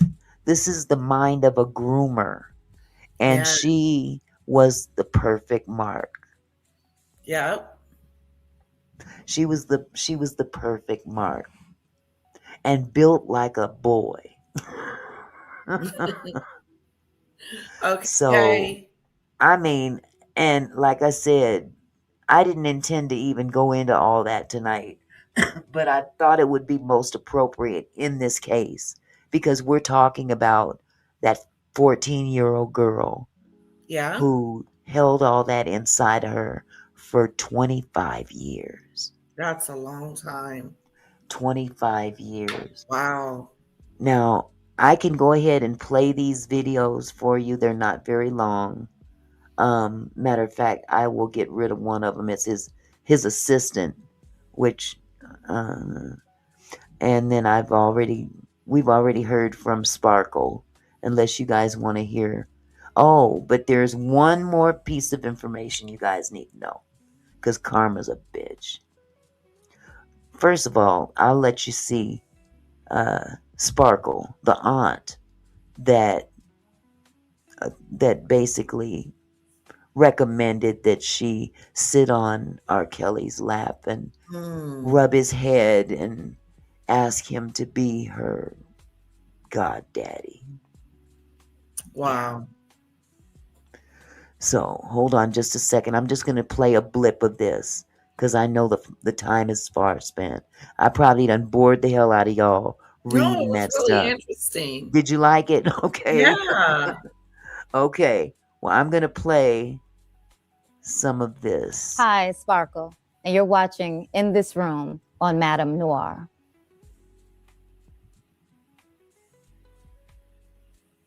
Well, we'll say this first. The documentary was good, and it gave a lot of information I didn't even know. But a few things that I particularly wanted to expound upon was the fact that I didn't leave my niece in the studio by herself.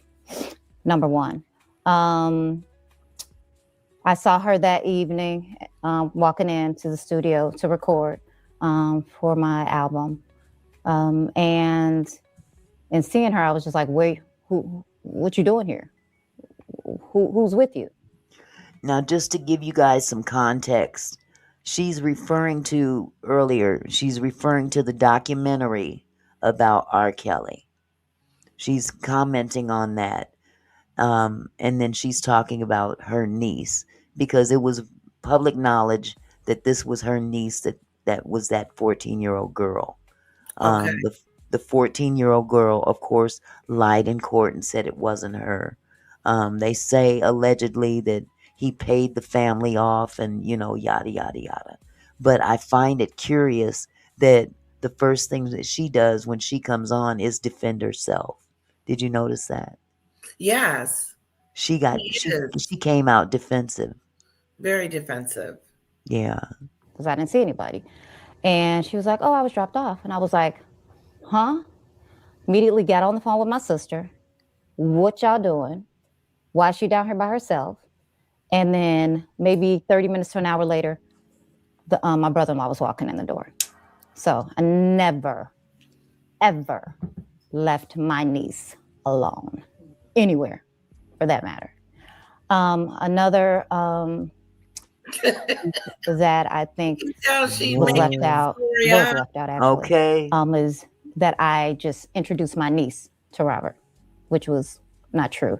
Yes, I did introduce her, but I introduced a bevy of family to him. I introduced her correctly.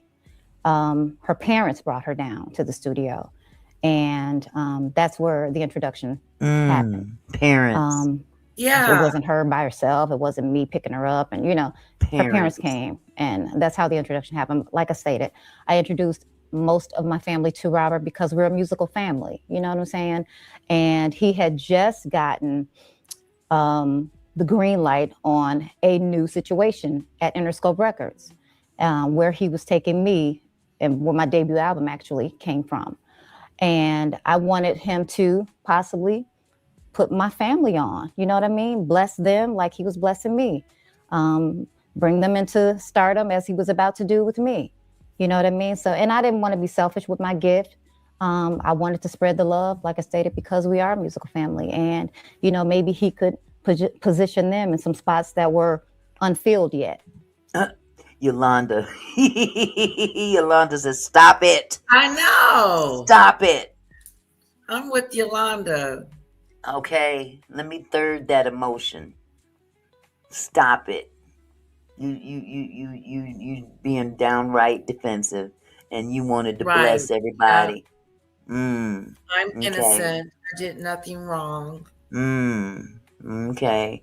Have y'all heard any more music come out of hers?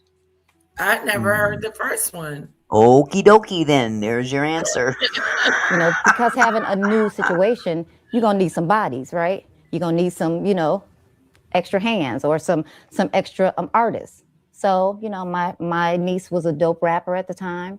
My other nieces and nephews that I introduced him to also They had great success overseas, and so maybe he can bring them on, as artists.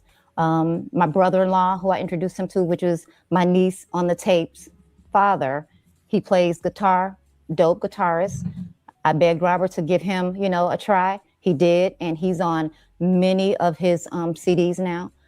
So yeah, that's another thing that I wanted to clear up, and also about the Andrea situation, Robert's ex-wife, the situation where I speak about, I hear somebody knocking, and he does a come on, she peeps out and says, "Can I come get something to eat?" She's coming down the stairs, and I am staring at Robert like, how dare you? She had to have permission to go eat something. And that's his Wow. wife, the mother of his children. Wow. And she had to ask permission to go get something to eat. Ooh. That's some serious mind control. Is that the one he was married to? Yes, Andrea. Absolutely. So he had them all nuts in the head. Yeah, he did. So she knew what he was doing. Absolutely. Absolutely. They living in a mansion, all these different women up in that mansion, and she didn't know nothing. Yes, she did. And she just like Portia was hostage in the mirror room, Right. Andrea's hostage in another room, and another girl is a hostage in another room. I Right. mean, one girl said she was there for a whole month at that party. I've been here Right. for a She month. did. Another one said I've been here for 2 weeks. I mean, come on now. I'd have ran out of there. I'm sorry, that's Yeah. crazy business. Yeah. He had a Get out. harem. He had a harem. I'm not nobody's hoe. I'm not. Oh. This ain't no hoe house. How dare you? You are a piece of work. And he saw the he felt me because he kept looking at TV, right? But when he felt it, he looked over at me and he just started. And I was like, forget my language, nigga, that shit ain't funny. And I said those words to him. And I said, how dare you? So I wanted to clear that up. So Clear what up? Good question. It's all this stuff that she has to clear up. Why? Yeah, like I didn't think it was okay, but it happened. Yeah. Now the next question is: were you suspicious of R. Kelly before knowing his interactions with your niece? This part is somewhat interesting. let's go there. 89, I met Robert. A girlfriend of mine took me down to the studio, and she wanted me to sing for him. I didn't sing that particular time. So 89 to 92 had no really interaction with Robert at all. I would see him out in clubs here and there, whatever, but no interaction.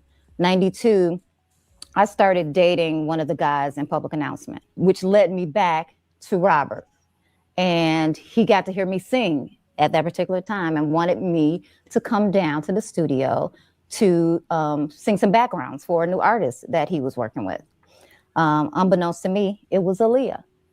Got to work and do most of the backgrounds on her album, except Another for Ain't young Nothing But one. Yeah.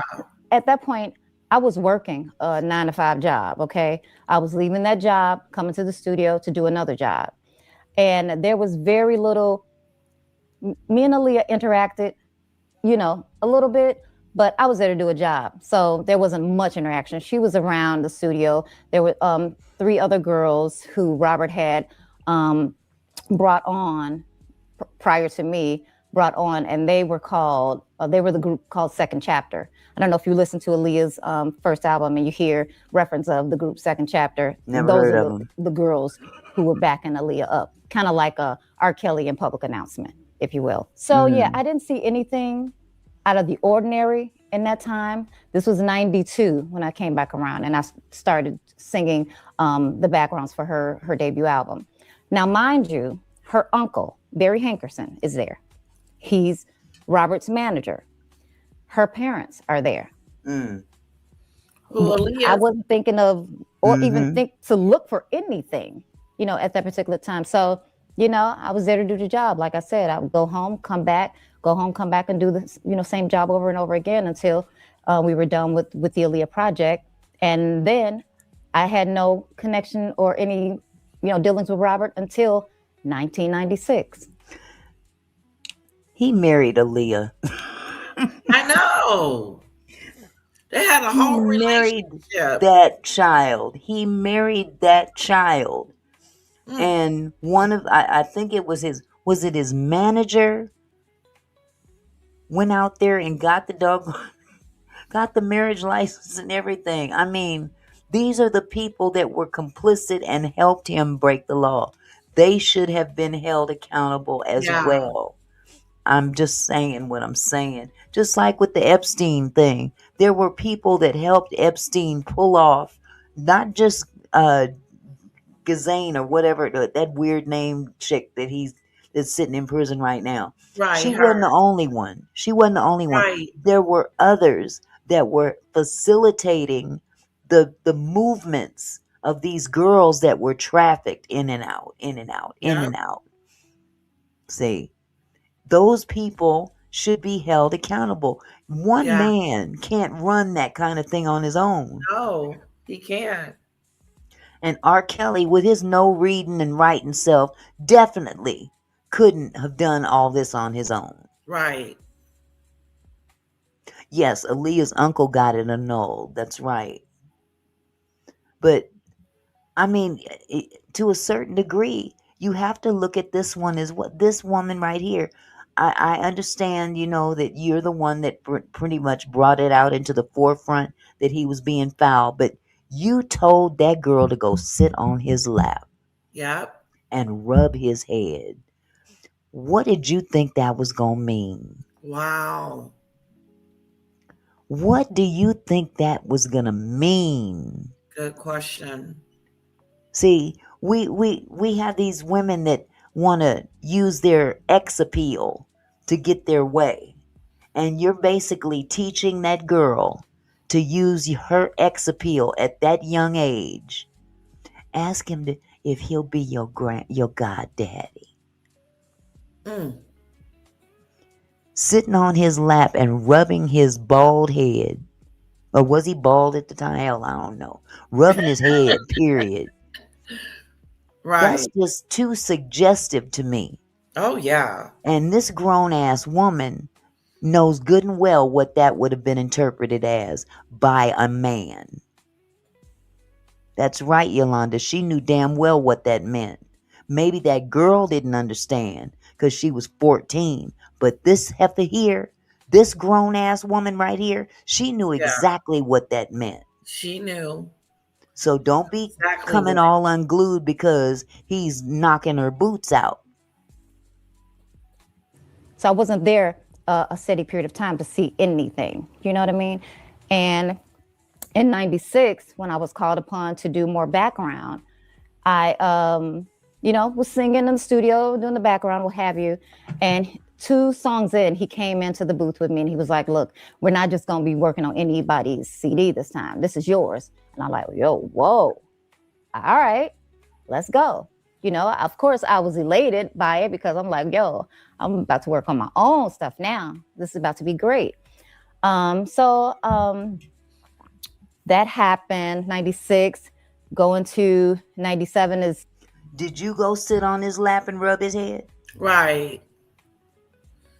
Makes me think that they may have had a relationship as well. Big Daddy, can you be my god daddy? Rubbing on his head. Which head did you rub on? Okay. I'm sorry. Allegedly. I'm sorry. I shouldn't say such a thing about this one. I don't know this woman from Adam, but I do know what she said. She said, go sit on his lap and rub his head and ask Yeah. him to be your godfather. That Mm. was too much for me. That was just too Yeah. much for me. I want to say 97 is the year I introduced my niece to him. Early 97, I do believe. And then there was a hiccup. Parents were there. And the hiccup was I had a boyfriend. Robert didn't want me to have a boyfriend. Why? Now, mind you, Robert liked me, of course. Did he? Not of course, but Robert. Auntie Mickey. Well, looky here, looky here. Well, looky now. Robert liked you. So y'all had a relationship. Something happened. Like Auntie Mickey said, something went down. Something had to go down. Was he trying to go half on a baby? Wow. See, I something told me, and see, now she trying to play it off like nothing ever happened between them. Oh, he liked me. He liked me. And no, he liked your niece. Yeah, he liked all of them. he looked anything with the snatch. He liked anything with the snappy nappy dugout. That's what he liked. Didn't matter. I mean, he preferred them young though. And I guess maybe he was tired of you because you were not young like your niece. Right.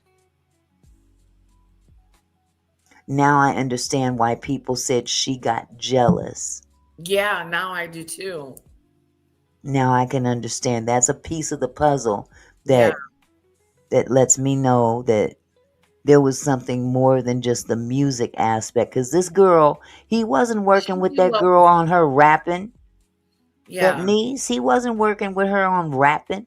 That's what she brought her there in the first place for. But she going there more than she going there. See, he had her mind too, but she's trying to pretend like I wasn't in it. I wasn't in the cult. Well, she was in it for her own, but she's trying to blow up in the music industry. Right. And it didn't happen. She did a good album, but she wasn't maintaining that, that good.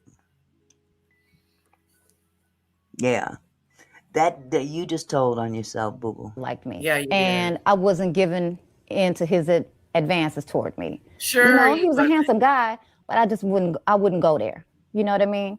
And it was just something about him too. But anywho, there was a situation where Robert had told me that he was taking only me to Interscope Records and not the other acts that he had kind of brought in. They would be staying on Jive Records. So now I told someone about this, and that person went back and told Robert that I told. Then the fact that I had a boyfriend, he didn't want me to have a boyfriend. This all played into his, I guess, insecurity. And he decided to take my deal away from me. And this went on for some months. We didn't speak. He didn't call. I didn't call him. And then a meeting was to take place. Someone called a meeting to get us back into good graces. And I'm certain it was probably something to do with Interscope Records because they had spent out a pretty penny on me. I had done the Be Careful video already. The promotions and stuff had kind of started. So they would be losing money if he were to do this. So a meeting was called, and we met at a hotel near the O'Hare Airport in Chicago. Barry Hengerson, which was his manager at the time, Robert, me, and I wanted my parents to come with me. Then my sister. Why? You didn't trust them? With the girl in the tape, and my brother-in-law also came because now they're like this. They thick as thieves right now. Without me, I'm not in the picture. You know what I mean? They stayed. Sound like she was jealous. Yes. But she was gonna jump on this opportunity to come up in the industry.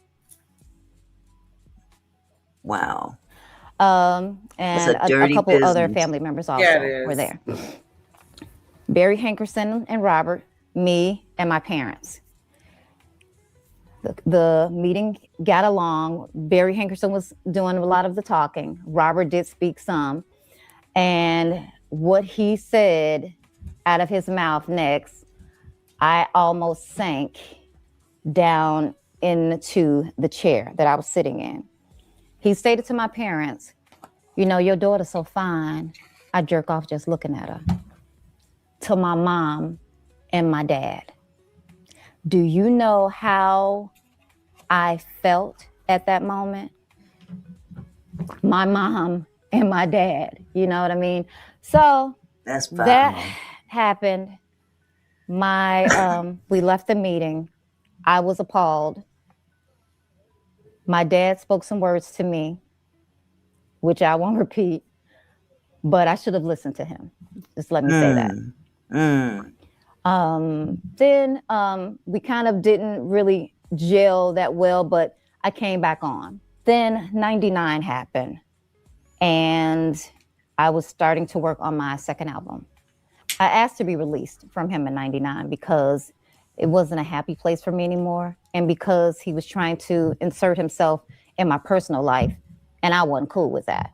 So I asked to be released. He finally granted me the release, and then I went on to Motown. So I had nothing to do with him from that point on. Later on, mid 2001, I get a phone call, two actually, from two separate people in Robert's camp. And they stated to me, "Yo, you need to see what's up. Your niece is down here by herself. Something don't look right, something not right. You need to check this out." So what I did was I called my sister and I screamed at her, like, "What you on? You know, what's going on? What are you doing? I'm hearing rumblings that my niece is down there by herself. What's up?" So she was like, "Oh no, everything is cool, you know, nothing is going on, you know, just oblivious, naive, or whatever she is at this point." And oh, so hell no. Hell no. So the parents were well aware that that girl was there at that house alone. You think? That's what she just said, didn't she? Okay, maybe I misunderstood. No, Let's she go. didn't say that. She said, okay, let me go back. I don't want to misinterpret it. what's going on? What are you doing? I'm hearing rumblings that my niece is down there by herself. What's Okay, up? this was her sister. So she was like, "Oh no, everything is cool, you know, nothing is going on, you know, just oblivious, naive, or whatever she is." But who was she talking to? The mother? Yeah, she was talking to the mom. So the mother knew that the girl was down there alone. See, this is the pimping. They say pimping ain't easy, but I guess if you got a 14-year-old, it is. Wow. My niece is down there Let me go ahead. by herself. By herself. What's up? Okay, let me back up just a little bit more. Right, something not right. You need to check this out. Let me go back some more. Yo, you need to. Who is she talking to? Insert himself in my personal life. Okay. And I wasn't cool with that. So I asked to be released. He finally granted me the release. And then I went on to Motown. So I had nothing to do with him from that point on. Later on, mid 2001, I get a phone call, two actually, from two separate people in Robert's camp. And they stated to me, "Yo, you need to see what's up. Your niece is down here by herself. Okay. Something don't look right, something not right. You need to check this out." So what I did was I called my sister and I screamed at her, like, "What you on? You know, what's going on? What are you doing? I'm hearing rumblings that my niece is down there by herself. What's up?" So she was like, "Oh no, everything is cool, you know, nothing is going on, you know, just oblivious, naive, or whatever she is at this point." And so what I did next was I myself, along with two of my girlfriends, called the Department of Children and Family Services. Now, this is before the tape even surfaced or me even knowing anything about a tape. I called them because I wanted them to check some stuff out. And they did. They came out to my parents' house. They spoke to my sister-in-law, my sister and my brother-in-law and my niece. And my brother-in-law stated to them, oh, nothing is going on. Oh. No, because if anything was going on, I would deal with him. Okay. So, of course, they felt that I'm the culprit. I did that deed. I called that number and had them investigated, So now they've taken a back seat and I'm not included on anything at this point. If I enter the room, it's crickets. You know what I mean? Late 2001, probably September-ish, my family had a bowling party and I end up going to it. And guess who's there? Robert. Oh boy. And I'm like, who invited uneasy. him?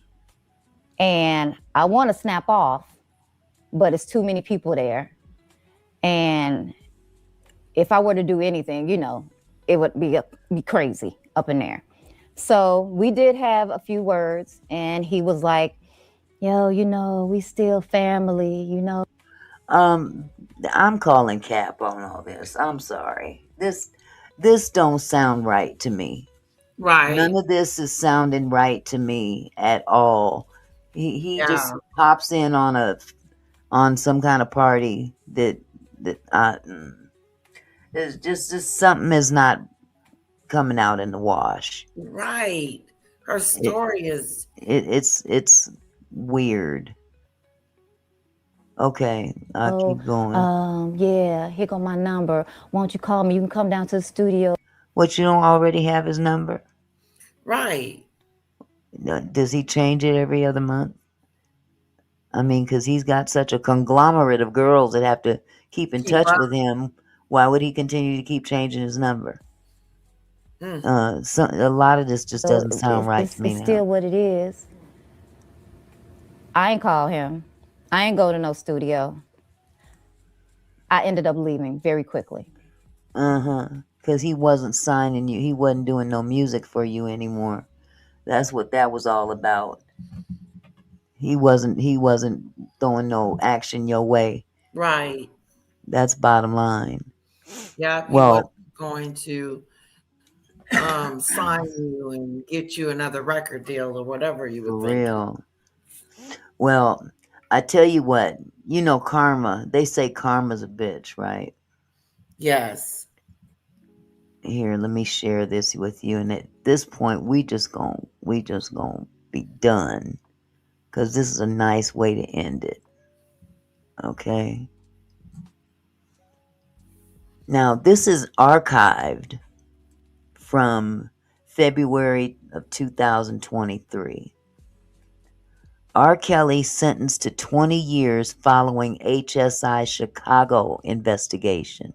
So you remember that 30-year sentence he got? No. Well, here we go. This is archived content. February 24th, 2023. Says recording artist Robert Sylvester Kely, also known as R. Kely, was sentenced by United States District Judge Harry D. Leinenweber to 20 years in federal prison, 19 of them concurrent with the 30-year sentence previously imposed in the Eastern District of New York, February 23rd. He's never getting out. He ain't getting out. He ain't getting out. Wow. Yeah.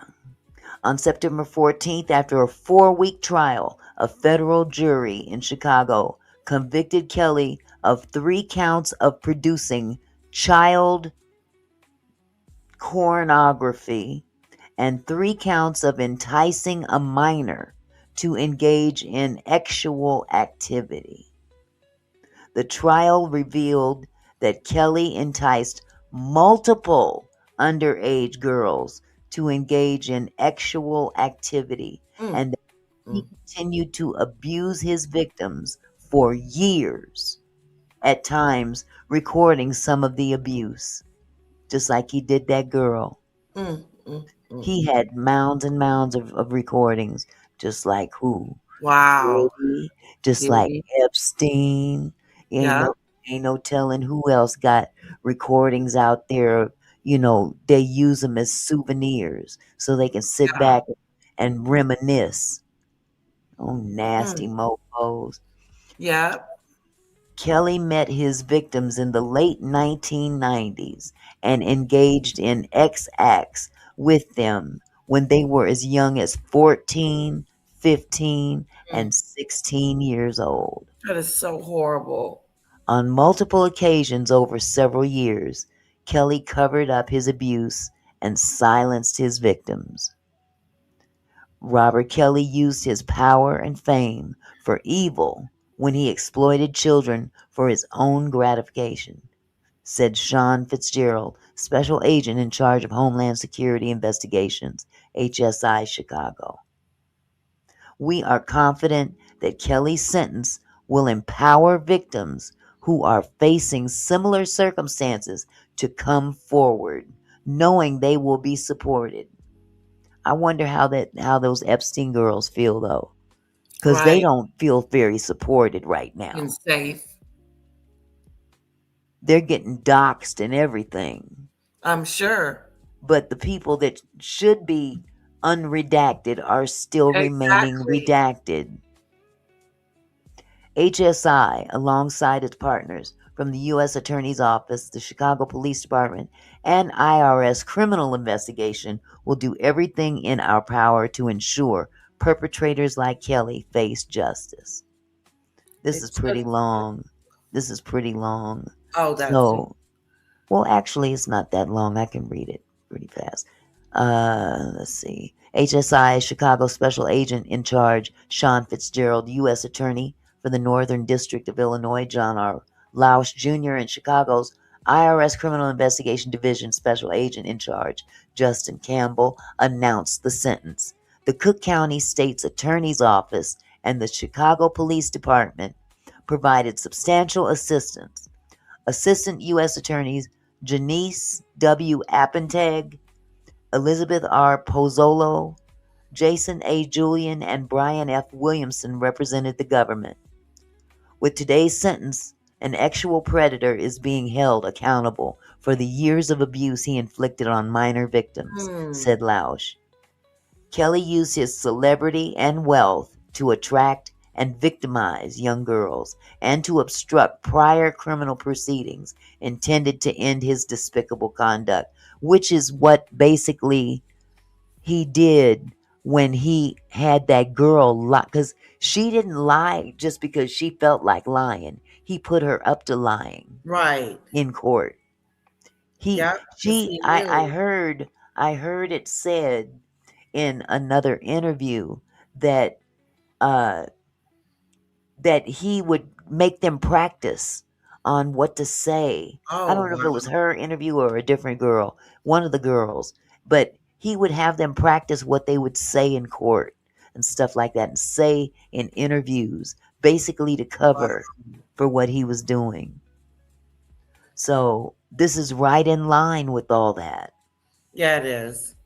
If you believe you are a victim of actual exploitation, you are encouraged to contact HSI's confidential tip line by calling 866-DHS to ICE 866-347-2423 or by using ICE's online tip form. The service is available 24 hours a day, 7 days a week. So yeah, they're just talking about how many people work there and whatnot. So yeah, this is what a PDF file does. And even now the motives are still the same. The technique might be a little different Right. because of technology, but the outcome is still the same. The They outcome get is in their they right. get in their minds and man, they get into their heads. Huh. Yeah. Yeah, I don't think I'm going to pull this up. I have a statement from Sparkle, but I think we've heard enough from her.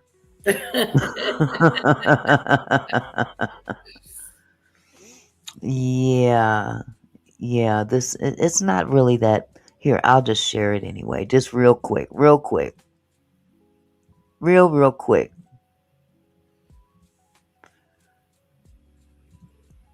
Okay, this is Sparkle's reply to Rashana. I'm relieved that Rashana is finally free to speak her truth and begin her healing journey. In addition to justice, I have always wanted healing and peace for her. I do need to be clear about one thing. Here we go. On defense.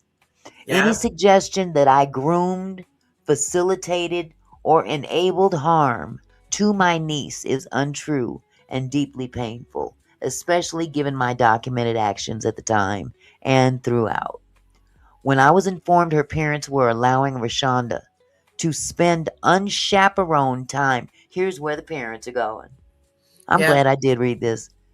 The parents allowed her to Yeah. spend unchaperoned time with R. Kelly. I immediately contacted DCFS.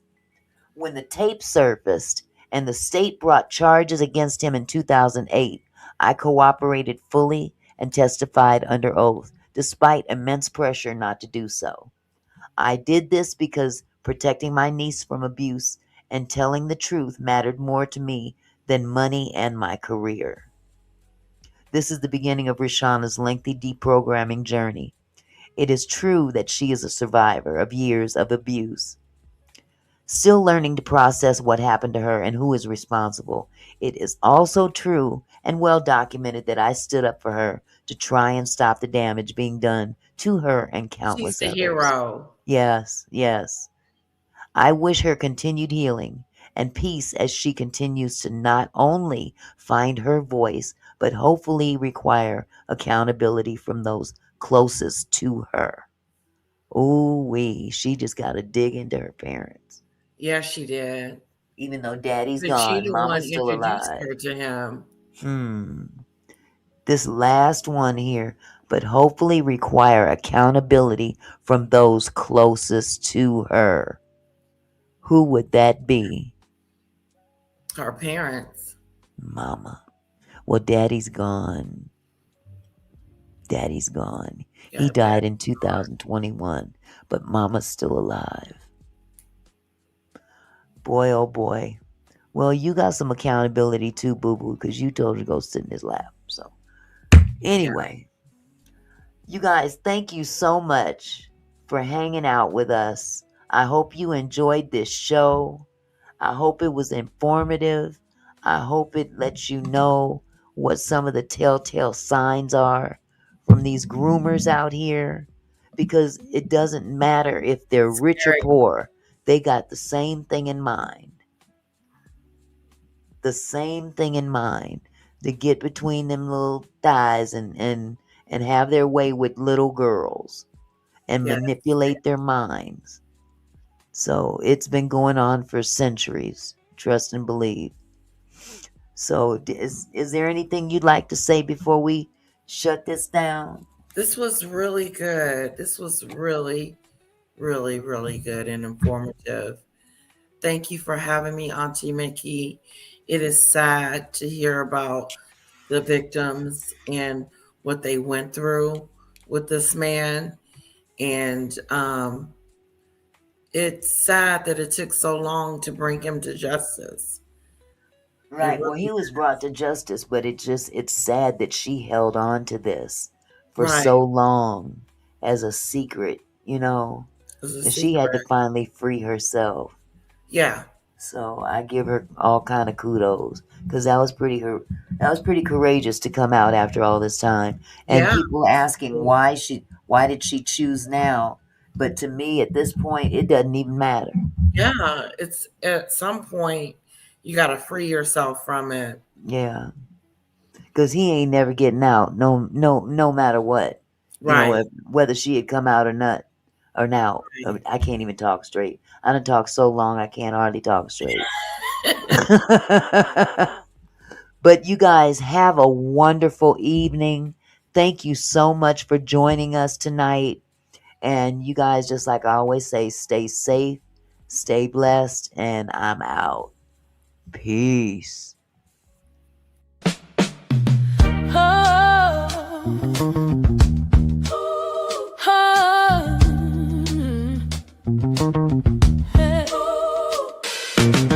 Hey there, my kinfolk, thanks for stopping by.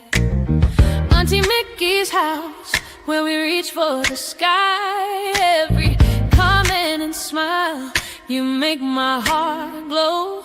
Together we're strong, together we grow. From gossip to politics, we cover it all. Sharing laughs and thoughts, having a ball. Your support means everything that I know. Feels like family here in this sweet show. So let's keep it flowing, keep the love alive. Every moment together makes me thrive. You're more than viewers, you're my kinfolk. You see, my gratitude runs deep as the sea.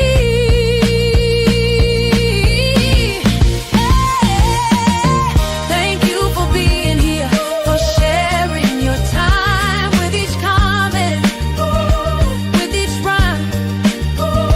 You're my kinfolk, my family, my crew. So much love to all of you. Turn up the camera, let's make it bright. Your support lifts me up, takes flight.